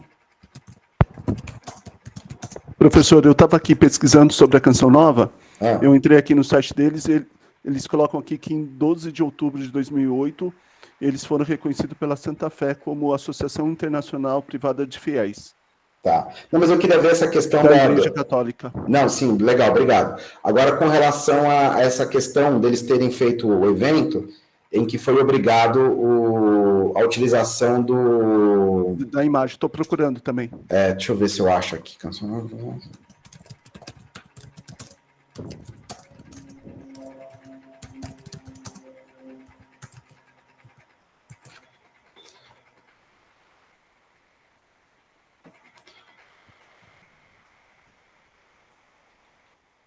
Não sei se eu vou achar fácil aqui, que eu lembrei desse exemplo agora, né? Se alguém achar e quiser compartilhar com a gente, né? Enfim, depois eu procuraria com calma. Mas, independentemente da gente achar aqui a situação, o que vocês acham? Você acha que e eu citei a Canção Nova, pessoal, mas vocês podem pensar numa igreja evangélica, num templo de qualquer outra fé, porque nem todos que ali estão trabalham na parte litúrgica, né? Não necessariamente você vai empregar pessoas que são fiéis, você vai empregar pessoas que o contador, o advogado, o recepcionista, né? Então são profissionais, né? Será que essas pessoas poderiam ser obrigadas, né, num ato ali da instituição, né, um evento, a usar uma imagem que aquela pessoa não professa, né? Então, é só uma constatação aqui. Depois a gente procura essa repercussão, mas, de qualquer forma, eu queria que vocês refletissem um exemplo, né, de como não é fácil, né, muitas vezes, principalmente na área trabalhista, tomar essas decisões, porque elas implicam, poxa, a gente tem um peso muito grande, né, você divulgar uma imagem, né, essa instituição com todos os colaboradores uniformizados, né, olha que bonito, mas só que você também tem o risco de ser processado. Então, qual é o cálculo que tem que ser feito, né? Então, isso, o compliance ajuda bastante, né, porque o compliance, ele analisa o marketing, ele analisa o financeiro, ele analisa o jurídico, né, para que se faça o devido cálculo dessa repercussão, né. Por exemplo, teve eu acho que foi tem muita jogada de marketing nessas coisas, né? Agora, no carnaval recente, teve uma colaboradora da Stone, né, daquelas maquininhas de cartão, que ela administra o Instagram dessa empresa, né? E eu acho que foi combinado aquilo, mas tudo bem, né? Ela usou o celular dela, né, porque ela tem a conta da empresa, e começou a filmar o carnaval, mas ela não fez nada demais, enfim, né? Só filmou o carnaval, fingiu que estava na folia, ela estava na folia, tal, não sei o que, enfim. E aí, daqui a pouco, os seguidores, né, da empresa falaram, o que aconteceu? Algum funcionário da empresa está filmando aqui uma coisa que não é da empresa, né? Aí todo mundo começou, por favor, não manda a moça embora, coitada, não sei o quê, enfim. Aí passou um tempo, gente, desculpa, eu acabei usando aqui, mas a minha empresa é muito legal, eles entenderam, eles não vão me demitir e tal. Então, assim, a empresa acabou usando dessa situação até para se promover, né? Mas no caso eu entendi que fazia parte de uma jogada de marketing. E agora, se não fosse? E se fosse uma instituição, né, que não tem esse tipo de procedimento e um funcionário acaba sendo vinculando aquela instituição a uma prática que seja de carnaval, de futebol, de política, que aquela empresa não quer ser associada, né? Então, isso vai ser encaminhado para que se tomem as devidas providências, né? Qual que seria a decisão do departamento jurídico, uma análise de riscos, né? Então, é só isso que eu queria que vocês refletissem, né? Agora, continuando, né? E no final do contrato de trabalho? No final do contrato de trabalho, a gente tem que tomar os cuidados devidos, né? Que é a própria, no caso, se é exigido, né? A informação aos órgãos competentes, né? Encaminhamento de guia para fundo de garantia, também a questão, se foi sem justa causa, para fins também de seguro-desemprego, pagamento das verbas rescisórias no prazo estabelecido, etc., né? E assim vai. Um exemplo, eu peguei agora recente, foi até uma questão de sucessão, foi uma pessoa faleceu, né? E havia uma única herdeira, que é a mãe dele, né, a herdeira universal, e uma pessoa, né, no caso, que tinha um relacionamento, segundo ela, uma união estável, foi à empresa para receber as verbas trabalhistas, né, no caso da morte. E a empresa pagou para essa pessoa. Só que não tinha inventário, não tinha absolutamente nada. Olha só o problema. Então, como é que a empresa pode pagar para uma pessoa que nem reconhecida é na linha sucessória? Olha o risco, né? E, de fato, né, hoje existe um processo e essa empresa, muito provavelmente, ainda que essa relação seja reconhecida uma união estável e que ela passe a ter direito, mas só que não era só ela, também há um outro herdeiro. Olha o problema que está nessa relação. Então, são situações que a empresa tem que tomar cuidado também no final do contrato de trabalho, né?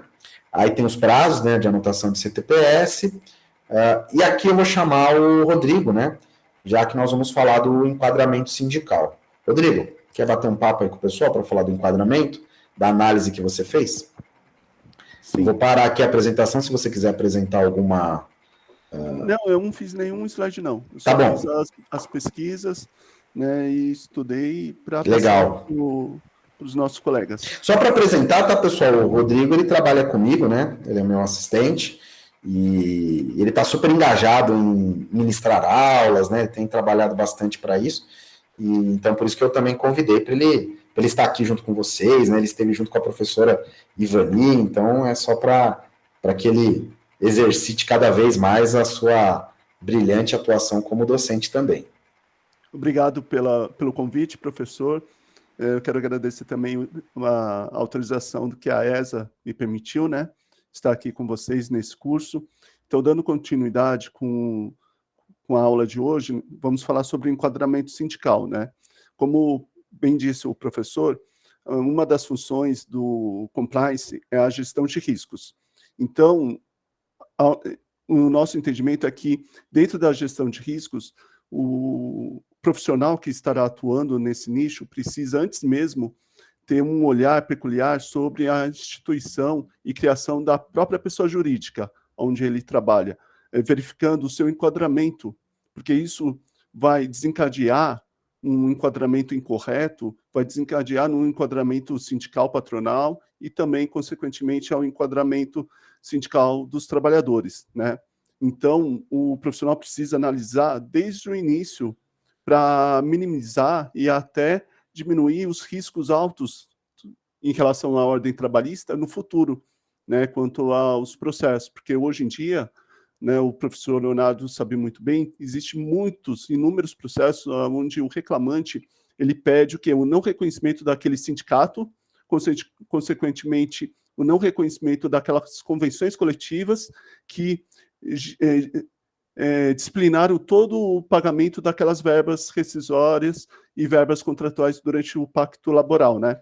E caso ele venha a ganhar realmente o reconhecimento e enquadramento de um novo sindicato e de nova convenção coletiva, isso vai ter um prejuízo econômico financeiro até próprio para a pessoa jurídica, né, professor?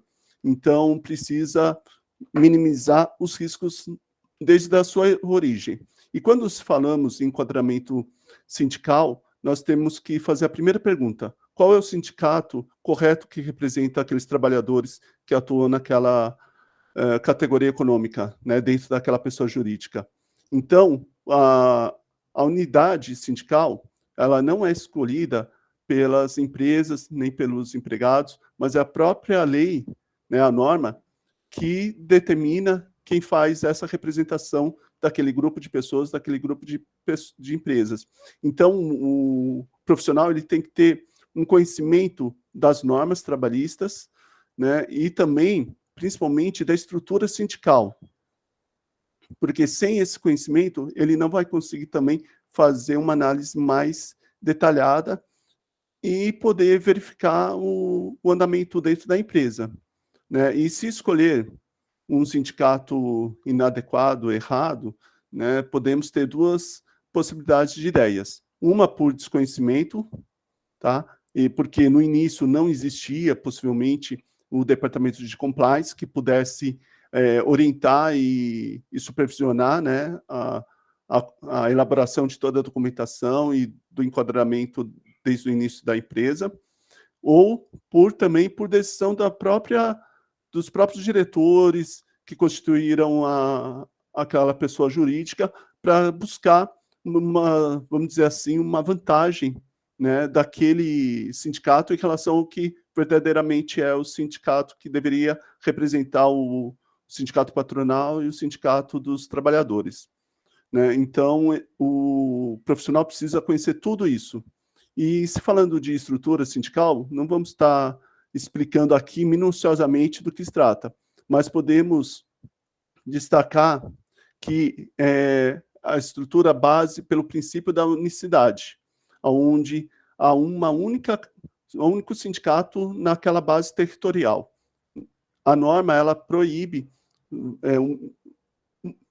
mais de 2 sindicatos na mesma base territorial, então só precisa ter um realmente representando tanto o patronal como os trabalhadores.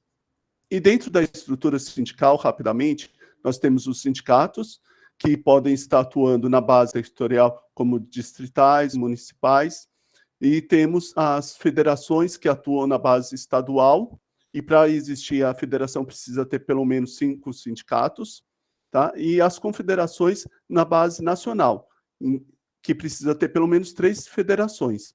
Então, ao todo, a confederação precisa ter na sua estrutura 15 sindicatos. Então, essa é a estrutura rápida para a gente só poder visualizar como que é o trabalho desse profissional que precisa analisar todas essas documentações para ver se realmente está tudo certo para minimizar os riscos, né? E se falando em enquadramento, né, a norma em si, nós temos os principais, o artigo 8º, inciso 2º da Constituição Federal, né, que ele veda realmente a criação de mais de um sindicato, de uma organização sindical, em qualquer grau, né? Temos o artigo 570 da CLT, onde fala da Constituição, tá? Que o sindicato pode ser por categoria econômica ou profissional, né? E também, principalmente, quando se fala especificamente de enquadramento sindical, nós temos os artigos 576 e 577 da CLT, sendo que o 577 ele traz o plano básico do enquadramento sindical, onde ele traz todo o quadro de todas os trabalhadores de todas as áreas, né, comércio, indústria. Então ele traz esse quadro geral, tá? E quando a gente fala de enquadramento, né, do sindicato, a gente precisa ter uma segunda atenção, que o sindicato, quando a gente fala em enquadramento do sindicato dos trabalhadores, primeiro realmente tem que ser o enquadramento da empresa, para depois verificar o enquadramento patronal, para assim chegarmos se realmente o enquadramento do sindicato dos trabalhadores está correto ou não. Então, há uma linha de sequência. Não podemos ir diretamente ao enquadramento do sindicato dos trabalhadores, tá? E quando a gente fala de enquadramento da empresa, né, que decorre do enquadramento, como eu falei, dos empregados, deveremos verificar a atividade econômica da pessoa jurídica no quadro de atividades e profissões, que consta no 577, tá? E a gente pode levantar qual pergunta? Verificar se as atividades efetivas e reais estão realmente definidas naquelas descrições, tá? E se realmente representa a atividade dominante. Mas como que nós vamos ver isso? Onde vamos ver isso, né? Se eu estiver falando rápido demais, professor, você me fala, tá? Não, Rodrigo, tá muito legal, muito bem, né? É porque eu não lembro a sequência dos seus slides. Sim, não, fica tranquilo, não, também, o slide é só um apoio aqui, eu vou passando para o pessoal para eles entenderem mais ou menos onde a gente está, Sim. Mas não se incomode, se alguém também tiver alguma dúvida, pode ir colocando, aí depois para eu ajudar o Rodrigo, eu vou lendo aqui também, tá, pessoal? Tá. Até, eu sei que tem pessoas que são bem especialistas em sindicato aqui, viu, Rodrigo? Se elas quiserem também compartilhar, falar... pessoal, nesse momento aqui a aula é aberta, tá? Então, se alguém quiser depois desmutar o microfone, colaborar, é uma aula colaborativa também, que vocês podem dar a devida contribuição de vocês, fiquem à vontade. Então continuando, onde nós vamos verificar tudo isso? Primeiro são as documentações, o contrato social, o objeto social, e verificar se a atividade econômica principal está no CNAE e como definir essa atividade econômica principal cadastrando, inserindo no CNAE. O CNAE é a Classificação Nacional de Atividades Econômicas, né, que é onde realmente podemos pesquisar se aquele enquadramento está correto ou não ali, com base na documentação da empresa, né? Então, é importante verificar também o cartão nacional da pessoa jurídica para ver se aquela atividade principal é a correta, se é a dominante, e se não houve uma alteração em algum documento. Então, o profissional precisa estar muito atento com toda essa documentação, né, para realmente identificar se realmente aquela atividade que está descrita representa realmente a atividade desempenhada pela pessoa jurídica, tá? Mas isso, nós não temos essa classificação, como podemos observar, não existe no ordenamento trabalhista. Precisamos buscar lá nas classificações econômicas, né? Nas classificações da atividade econômica, porque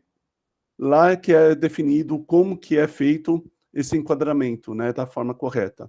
E podemos trazer aqui o determinado pelo CNAE, que é o seguinte: no caso de unidades com múltiplas atividades, a regra geral é a classificação na CNAE 2.0, de acordo com a atividade principal. Como recomendado pela ICIC-CU 4, a atividade principal de uma unidade com atividades múltiplas é determinada por meio da análise da composição do valor adicionado, ou seja, da análise de quantos bens e serviços produzidos contribuíram na geração daquele valor.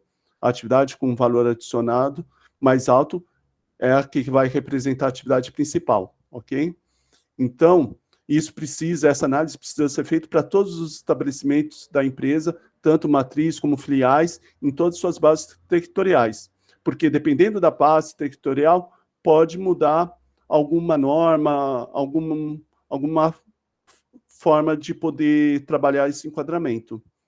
Então, o outro artigo que podemos estar utilizando também como regra geral do enquadramento é o artigo 511, que fala do quê? Do princípio da livre associação, que também podemos ver isso também na nossa Constituição, tá?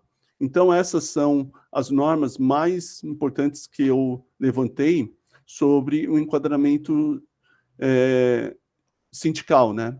Que podemos estar utilizando nas nossas análises, no nosso trabalho do dia a dia. Então, resumidamente, temos que ter o quê? Obrigatoriamente a categoria dominante, e após verificar o enquadramento patronal, define-se o sindicato profissional da categoria dominante através do enquadramento do sindicato patronal, tá? Então, precisa observar todas essas normas, toda a estrutura e verificar se o enquadramento está correto para não desencadear um equívoco e ter esse risco, né, econômico e financeiro no futuro. Porque se um empregado ganhar ação, como eu disse, as informações correm muito rápido. Ele vai passar para todo mundo. Então, aquela empresa possivelmente terá uma chuva de processos e, consequentemente, vai ter que pagar praticamente tudo de novo pelas diferenças, né? Então, precisa ter esse cuidado para não trazer tanto risco econômico para a empresa. Correto, professor? Então, é isso que eu gostaria de passar para vocês, tá? Sobre enquadramento. Eu sei que é um tema que poderia a gente analisar e estudar com mais profundo, isso ficaríamos aqui algumas horas, né, professor Leonardo? Com tanta riqueza. Não, é verdade. Esse tema, assim, ele é um tema, infelizmente, negligenciado, né? Como eu até comentei na aula passada para vocês, né? Hoje em dia parece que tudo é a toque de caixa, tudo é toque de recolher, tudo muito corrido. Infelizmente, nós advogados permitimos que a nossa profissão fosse totalmente precarizada, sabe? Eu até estava conversando com um amigo meu, né? Acho que eu contei isso para vocês na aula passada, né?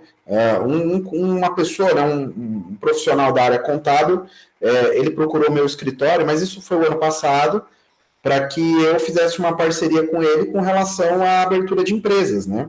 E o meu escritório também trabalha com a abertura de empresas, né? Com a parte de elaboração de contrato social, acordo de cotistas e tudo mais, né? E ali ele me perguntou, né? Quanto que eu cobrava? Acho que eu comentei com vocês, né? Só para assinar o contrato, né? E às vezes, e no caso ali, foi uma relação totalmente, eu jamais aceitaria, porque, e tem profissional que vai aceitar, eu falo, só uma assinatura minha, então ele me manda o contrato, eu assino e ganho 100, 200 reais, né? Então, ou seja, e dali você vai levando ao mercado uma qualidade assim terrível. E também, como é que se dispõe uma empresa a aceitar um tipo de profissional desse tipo? Então, o profissional aceitar essa contratação e a empresa aceitar, então assim, é tudo muito errado, né? E também a negligência do entendimento dessa questão. Então, como o Rodrigo foi trazendo, e eu lá na primeira aula já meio mostrei para vocês, às vezes é algo bobo, simples, né? Só abrir uma empresa aqui, vamos nos preocupar com a parte tributária. Vamos fazer uma análise de qual anexo, qual tabela vai estar do Simples Nacional, se vai ser lucro real, lucro presumido, enquadramento. Não, não é isso.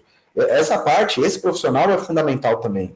Né? A parte de como a empresa vai desenvolver suas atividades, lógico que é fundamental. O contador é fundamental, o advogado tributário é fundamental, o advogado societário é fundamental. E cadê aqui o pessoal sindical para bater lá na hora que for abrir a empresa e falar, não, vocês não podem abrir a empresa sem falar comigo, porque o meu parecer vai ser fundamental, porque daqui vai desencadear, talvez, como o Rodrigo falou, uma chuva de ações trabalhistas. Porque se vocês não fizerem um enquadramento correto da atividade econômica, essa instituição vai estar vinculada a um sindicato errado, e esse erro vai refletir depois em ações trabalhistas por conta de acordos e convenções coletivas que vão trazer benefícios diferentes.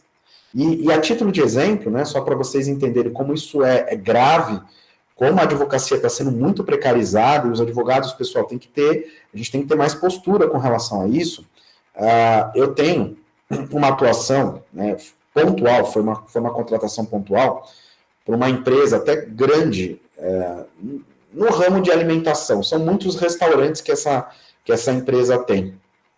E eles fazem um entretenimento, né? Então você vai lá almoçar, comer um lanche, não sei o quê, então eles têm um espaço kids bem legal, então a criançada gosta de ir lá, então para os pais é uma maravilha, né? Gente que tem filho, você tem um espaço lá em que vai ter um entretenimento, vai ter lá um brinquedo e tudo mais, você come, seu filho come e ainda vai brincar, então isso gera, né, uma relação muito legal, né? E eu fui fazer um trabalho pontual para eles, em que havia um escritório de contabilidade à frente dessas relações.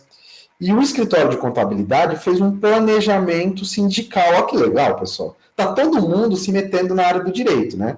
E esse escritório de contabilidade identificou, peraí, o negócio é muito simples, né? Esse restaurante está enquadrado no ramo de alimentação, né? Então ele está sujeito ao sindicato, né, dos restaurantes.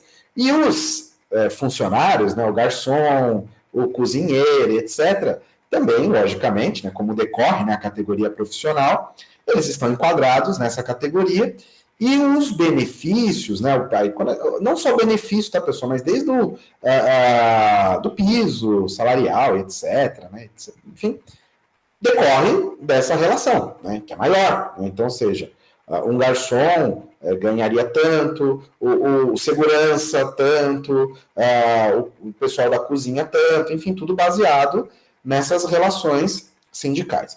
E esse escritório de contabilidade fez um planejamento sindical, né? Ou seja, desenquadrando esse restaurante, porque aquilo ali para mim é um restaurante, numa condição de entretenimento. Então, se ele é entretenimento, ele não é restaurante, eles enquadraram numa outra categoria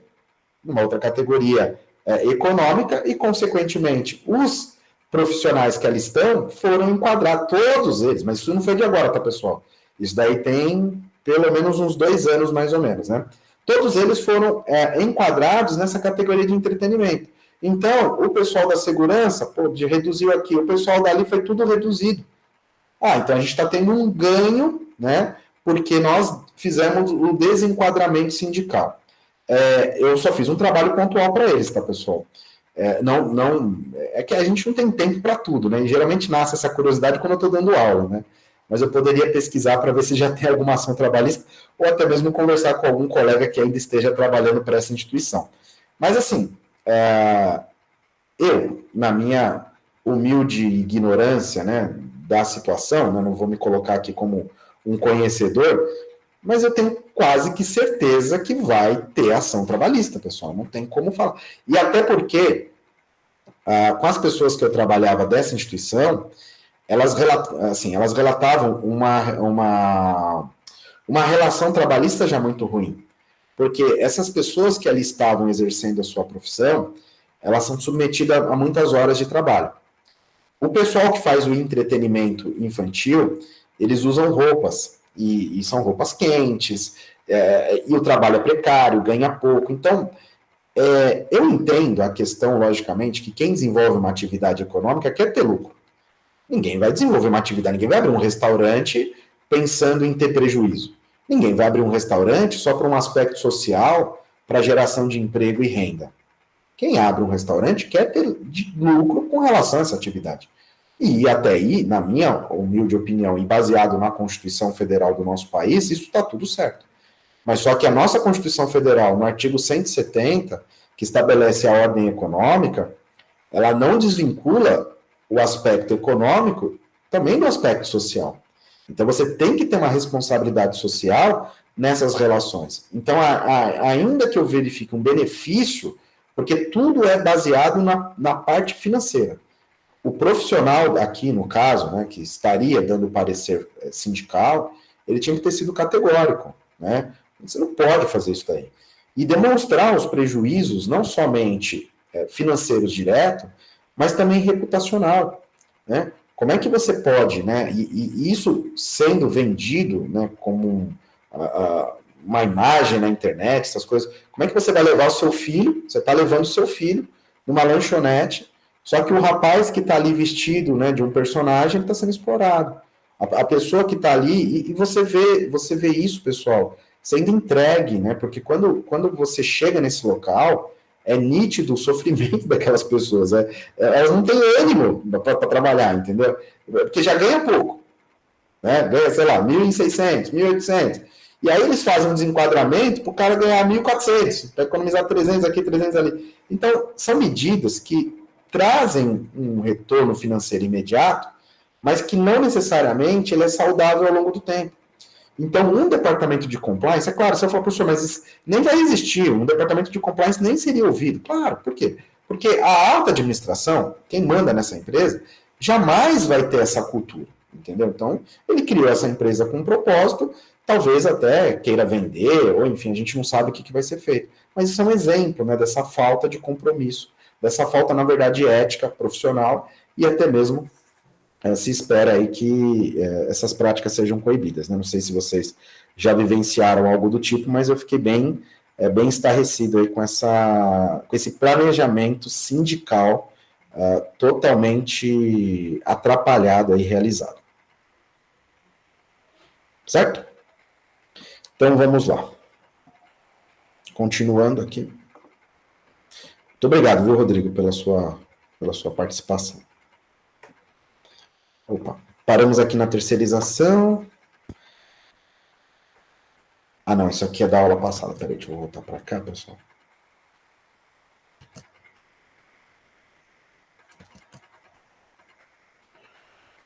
Só um instante, que eu acho que eu estou com o slide errado aqui. Peraí.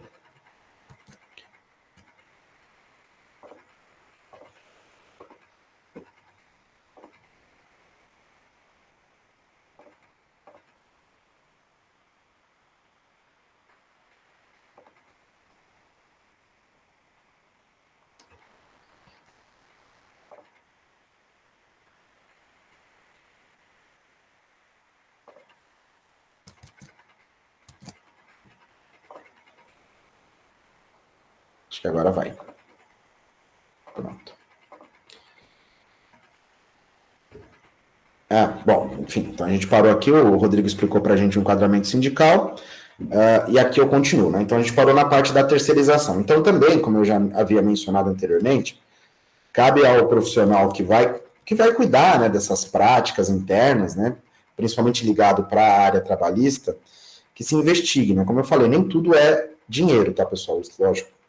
O dinheiro é importante, o dinheiro é o que vai bancar a existência dos funcionários, vai bancar a sequência da atividade profissional, mas nem tudo é movido somente pelo dinheiro. Existem outros fatores que estão por trás. Então, eu sei, porque eu desenvolvo atividade econômica, eu sei que eu também trabalho como assessor de empresas, enfim, consultor, depende de cada instituição, e a gente sabe que em alguns casos a terceirização ela é uma saída, né, em algumas atividades, principalmente por conta da rotatividade, por conta dos turnos, então às vezes a empresa não consegue achar uma outra solução e ela mantém a terceirização. A terceirização ela passou por uma abertura muito grande, né, recentemente, antigamente só se fazia terceirização de atividade meio, hoje nós temos uma abertura bem maior desse tipo de questão, né? Então, tem muitas empresas que se valem aí do trabalhador terceirizado justamente porque fica muito mais fácil, né? Ele saiu de férias, você faz uma reposição. Ele não vai trabalhar hoje, faz uma reposição. Não gostei, faz uma reposição. Então, fica muito mais fácil para aquele empregador lidar com esse tipo de situação. Mas, como eu falei, o olhar não é somente esse, né? O olhar é mais profundo, tentar entender se aqueles que são terceirizados, eles têm um tratamento adequado, se isso se reflete numa boa prestação de serviço de fato, né? Porque não é só você economizar, mas como é que isso está sendo repassado? Será que está valendo a pena? Será que está compensando, né, essa redução financeira com a performance de trabalho, né? Então, são coisas importantes a serem verificadas, né? E, logicamente, também a questão do due diligence de terceiros então eu contratei uma empresa para prestar os serviços, né, de terceirização, estou recebendo esses trabalhadores que são terceirizados, mas eu tenho que checar, eu tenho que verificar se essa empresa que cede a mão de obra, ela está recolhendo as verbas trabalhistas, né, se ela está pagando o INSS, recolhendo o INSS, fazendo também o pagamento do fundo de garantia, se está tudo ok, porque o não pagamento por parte dela pode gerar uma responsabilidade para nós, né? Então também tem essa questão, né? Eu já comentei com vocês, né? Avancei nesse assunto, que é a responsabilidade que se tem pela cadeia produtiva, não dá mais nesse tipo de sociedade que a gente vive, né?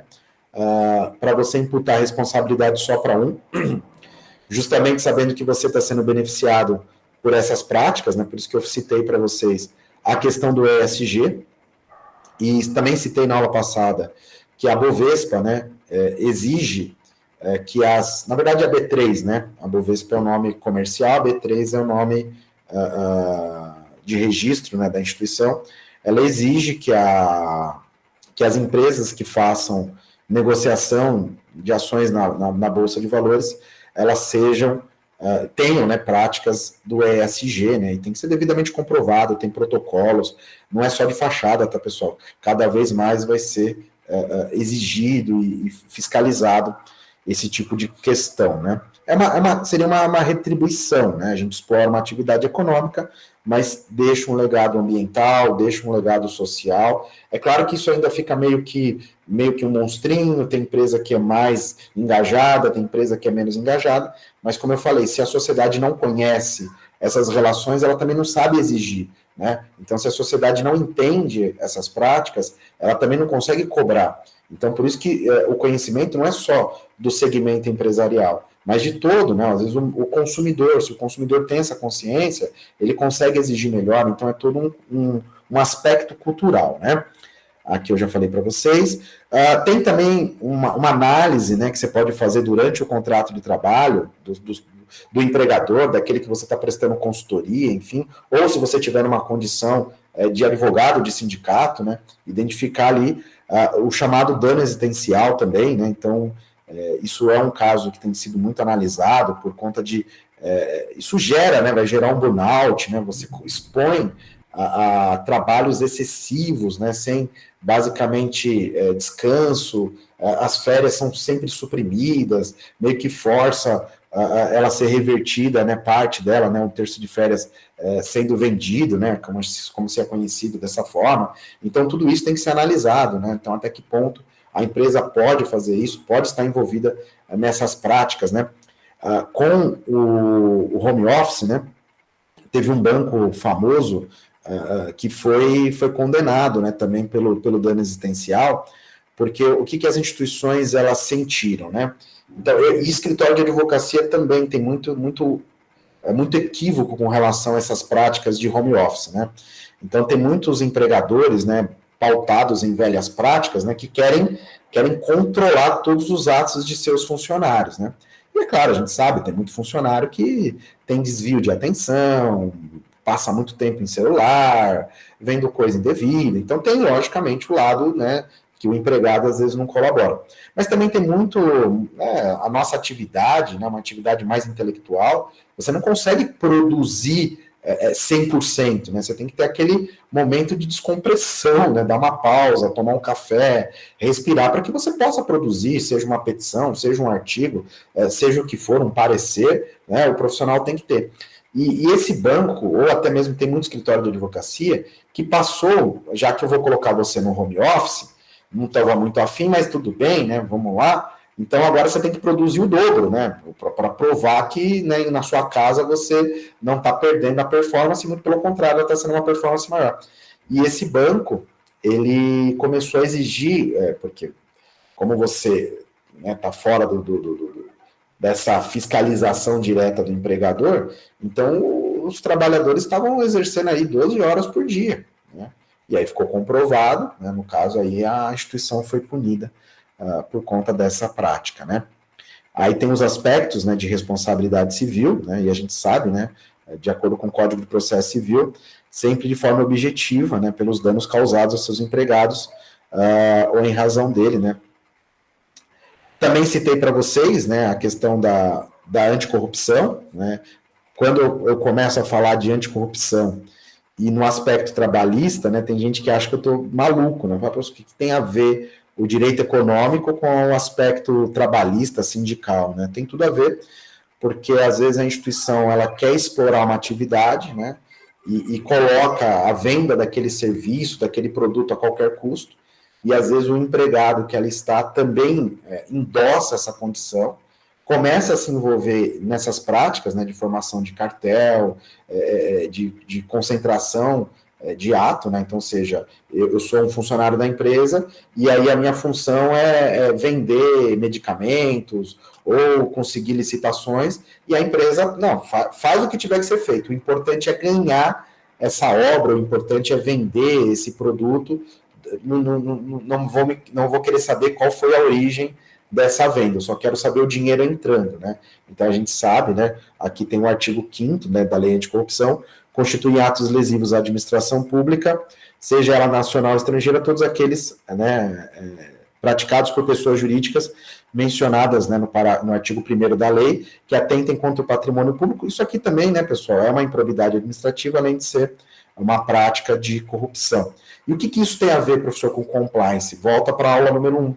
Lembra que eu falei para vocês? O Brasil, ele é signatário da Agenda 2030 da ONU. Já falei para vocês olharem, o Rodrigo até leu para a gente um pouquinho. O Brasil ele tem o interesse de entrar na OCDE. Então, essas medidas, né, em termos de legislação, seja a Lei de Acesso à Informação, Lei Geral de Proteção de Dados, Lei Anticorrupção, Lei de Responsabilidade Fiscal, a mudança, né, se vocês forem ver recente, da Lei de Licitação, né, na nova Lei de Licitação, se vocês forem ver, agora não vou lembrar de cabeça, acho que é 50 milhões, se eu não me engano, da obra, tem um valor, agora me fugiu da memória. Para a empresa participar desse tipo de licitação, não lembro se é de 50 milhões, depois a gente pode checar, ela tem que ter um programa de compliance, então só pode participar de grandes licitações, eu não vou lembrar exatamente o valor, né, acho que é 50, se a empresa dispõe de mecanismos de integridade. Então, tudo isso fica ligado para o Brasil mostrar para o mundo, né, para os países, que há uma preocupação com relação às boas práticas, né? Então, tudo isso passa desde do pequeno ato de contratação, da manutenção do empregado, né, da parte de rescisão, de como essas relações são feitas para que se cumpra a lei, né? E o que cabe, seja o advogado, seja o departamento de compliance, né? Como é que seria isso, né? Então, a atuação do advogado, né, vem com gerar um aperfeiçoamento, gerar com uma conscientização entre o empregador, os seus colaboradores, né? Como é que essa relação se dá, fazer um trabalho mais investigativo, mais preventivo, né? Não somente submetendo eu estou te contratando para você simplesmente fazer a defesa. Lógico, você foi contratado para isso, tem que fazer isso. Mas, de toda sorte, né, tentar a todo momento demonstrar, né, trazer relatórios, nós fomos contratados só para fazer sua defesa, ok, mas só que nós estamos percebendo aqui que vocês estão com falhas. Em todas as situações, né, nas audiências, as testemunhas, o próprio preposto, está tendo uma tendência a gente perder mesmo, justamente por conta desses gaps que tem internamente. Vocês estão falhando. Então, o advogado ser mais ativo e consciente nesse preventivo, né? O preventivo trabalhista ele é muito importante, né? Agora cresceu bastante, né?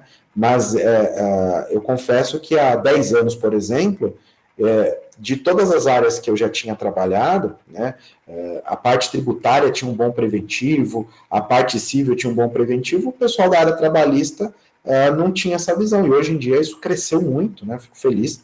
Muitos advogados se engajaram nesse aspecto consultivo, né, de levar e vender para as empresas, né, esse serviço, né, essa demonstração, e isso, quem acaba colhendo os frutos é toda a sociedade, né, com boas práticas internas, né, uma melhor prestação de serviço. Então é um legado para todos, né, um bom profissional da advocacia, ele pode trazer benefícios para todo mundo, né. Sempre tem novidades, né, no direito do trabalho, então aqui é só um exemplo, né, que o profissional da área jurídica tem que estar sempre atualizado, para ele estar a todo momento demonstrando para a empresa, né, para o empregador, que existem modificações, né, como eu coloquei aqui para vocês, né, a questão do acordo coletivo, que vocês sabem, o teletrabalho, o intermitente, né, que passou a ser uma novidade com a reforma trabalhista lá de 2017, tem muita empresa que estava usando incorretamente a figura do intermitente, né, o fim, né, da questão da jornada em itinerary, né, que é aquela do deslocamento, né, por conta dos fretados, né, então, quando é que começa efetivamente a jornada de trabalho, é quando a pessoa entrava no ônibus, né, da empresa, do fretado, ou quando batia o ponto, né, tinha esse aspecto, né, que dependia de quem fornecia o transporte, né, e hoje essa questão foi cessada, né, e assim sucessivamente. Tem também, aqui o pessoal fica bem puxado, né, principalmente para quem é de departamento pessoal, né, a questão do e-social, né, mas isso tem que ter sempre verificação, checagem, justamente porque tem muitos erros, né, é um sistema meio complicadinho, né, como a gente também falou.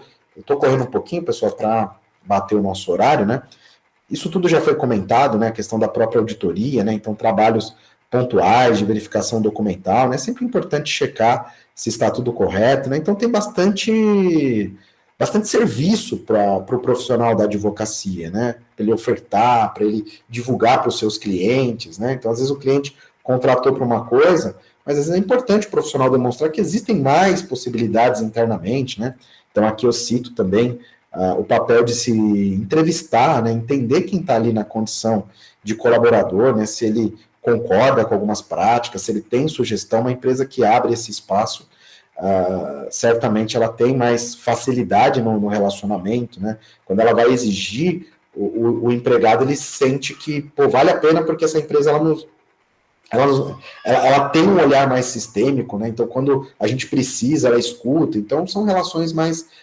amistosas, né? Então, é sempre importante, às vezes, nós, né, da advocacia, orientarmos, né? Vamos entrevistar, vamos entender, vocês vão colocar essa medida aqui, vamos perguntar antes, vamos ver se vale a pena, se compensa, né? Porque tem muita empresa que toma uma medida, depois volta atrás, depois volta de novo, né? Uma coisa meio que sem planejamento, né? Então, isso é ruim, né, profissionalmente falando, e reflete até negativamente na troca de funcionários, né? Então, às vezes você olha, você vai numa empresa, hoje tem um funcionário, amanhã é outro, e assim vai, não para, né? São situações em que passa uma imagem ruim, né? A todo momento está trocando de funcionários, isso tem um custo muito alto, né, de treinamento, então você tem que ficar treinando toda hora, a produtividade cai porque é uma pessoa nova, então são situações aí que cabe um olhar muito atento, né? Já falei com relação à comunicação, né, a comunicação não violenta, investigar como que os e-mails são trocados. Hoje a gente tem um problemaço, né, que é o WhatsApp é muito bom, mas ele é um problema também, né, porque tem muita empresa que passa a ficar comunicando 24 horas no WhatsApp, né? E às vezes quer que o funcionário fique dentro dos grupos do WhatsApp e quer que fique dando ok, que está ciente, etc. Às vezes isso é fora do expediente.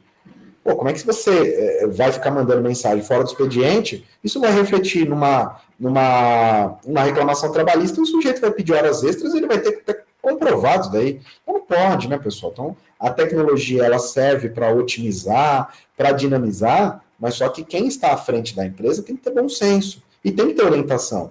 Então, às vezes, para nós que somos da área jurídica, isso é muito óbvio. Professor, é óbvio que não pode, mas só que às vezes o seu cliente, ele não está percebendo. E às vezes o advogado, não, deixa ele, não pode, né? A gente tem o dever aí de manifestar, de se opor, né? De criar situações para que as empresas mudem, né, essas práticas, né? Eu já falei também a questão da remuneração, né? Para evitar o estímulo de uma remuneração elevada, né, individual, porque isso pode gerar aí práticas anticompetitivas, né? E aqui, pessoal, encerra a nossa apresentação, né? Mas eu espero eu, né, tenho deixado aqui com vocês um pequeno legado, né, uma pequena instiguei em vocês como profissionais, que é muito, muito amplo, né? Existem profissionais de diversos setores, né?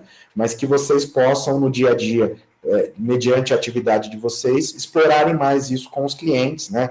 Esse tipo de prática, orientar mais, né? Ou se você é funcionário de uma empresa, é um advogado registrado, também que você oriente o seu empregador a melhorar essas práticas, né? Quem sabe, se for necessário, implementar um programa de compliance. Se você advoga na área sindical, demonstrar que o sindicato pode participar não só internamente das suas práticas, melhorar, mas também ter um olhar mais aberto desses empregadores, né, de como estão sendo feitas as relações, e se for necessário que o sindicato seja o autor, né, o autor no sentido mais ativo de medidas, sejam elas judiciais ou não, para que esses empregados sejam protegidos, né, como a gente citou, a questão do vazamento de dados pessoais, mas isso pode também decorrer, outras situações, enfim, então é só insights, né, que eu deixei aqui para vocês pensarem enquanto profissionais.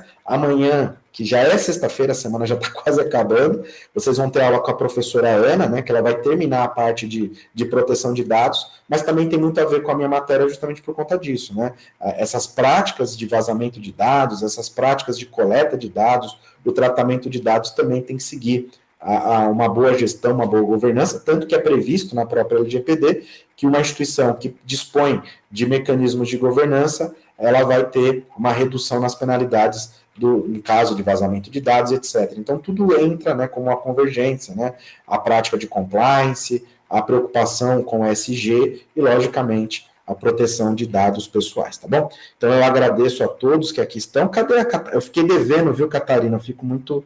A Catarina foi embora? Será que ela foi embora? Olha, a Catarina me deixou aqui. Não, a Catarina está aqui. Até, Catarina, peço perdão que eu não tirei foto contigo na aula presencial, se você quiser aparecer aqui no vídeo, a gente faz um print, eu sei que não é efetivo, mas eu prometo que a gente vai se encontrar de novo na ESA, e aí a gente tira uma foto. Eu fiquei devendo, o professor Rodrigo tirou. Você tirou com a Catarina, Rodrigo? Sim, tiramos. Eu e a doutora Evani. Isso. Eu peço desculpas, tá, Catarina? Você me perdoe. Foi bem corrido mesmo na terça-feira, mas se você quiser aparecer aqui, a gente faz um print. Quero agradecer imensamente a doutora Lilian, também uma profissional de um altíssimo gabarito, tá, pessoal? Da área sindical, a gente se sente até muito prestigiado, né? Profissionais que entendem muito do direito sindical, e aqui eu tenho certeza que tem, né? Existem excelentes profissionais. Agradeço muito, então, a Kelly, né? A Kelly já está dando aqui o agradecimento. O Raimundo, muito obrigado, Raimundo. Muito obrigado a Glauce. Lília, mais uma vez, agradeço a sua parceria de sempre, né? Vem coisa boa, né, Lília? A gente logo vai lançar uma... Vou ficar quieto aqui, não sei se pode contar, mas vai ver novidades boas, né? O Rodrigo não sabe. Uma obra coletiva. Uma obra coletiva, uma homenagem linda, mais do que merecida. Logo a gente divulga. A Lilian está à frente, né? Brilhantemente à frente desse trabalho. Eu fico muito feliz de ser parte integrante, né? A doutora Ana também. Então é isso, pessoal. Muito, muito obrigado. Eu vou tirar até um print aqui, né? Da nossa... Ó, Rodrigo, olha para a nossa... Tô olhando. Aê. Depois... vai aparecer agora. Quem for aparecer, já aparece aí, ó. Se quiserem desbloquear os... beleza. Mais alguém? A Glauce, só um minutinho, a Glauce. Pronto. Legal. Então, beleza, pessoal. Forte abraço. Me desculpem qualquer coisa. O Raimundo apareceu aqui, Raimundo. Agora o Raimundo apareceu. Vou tirar um print do Raimundo aqui. Legal, pessoal. Agradeço muito vocês, né? A nossa aula de hoje só foi possível graças à colaboração e à participação de todos, tá bom? Eu vou encerrar, se não houver mais as fotos lá nas suas redes sociais para eles pegarem. Tá, eu vou colocar sim, com certeza, pode deixar. Vou marcar vocês. Lilian, mais uma vez, obrigado. Rodrigo, um forte abraço. Obrigado pela parceria. Amanhã você está aqui, né, Rodrigo, com a professora Ana? Sim. Tá, eu vou avisar para ela, que aí você caso ela precise de ajuda. Caso ela tenha alguma necessidade, você dá um apoio. Sim. Forte abraço, pessoal. Tudo de bom para vocês, viu? Até mais. Tchau, tchau.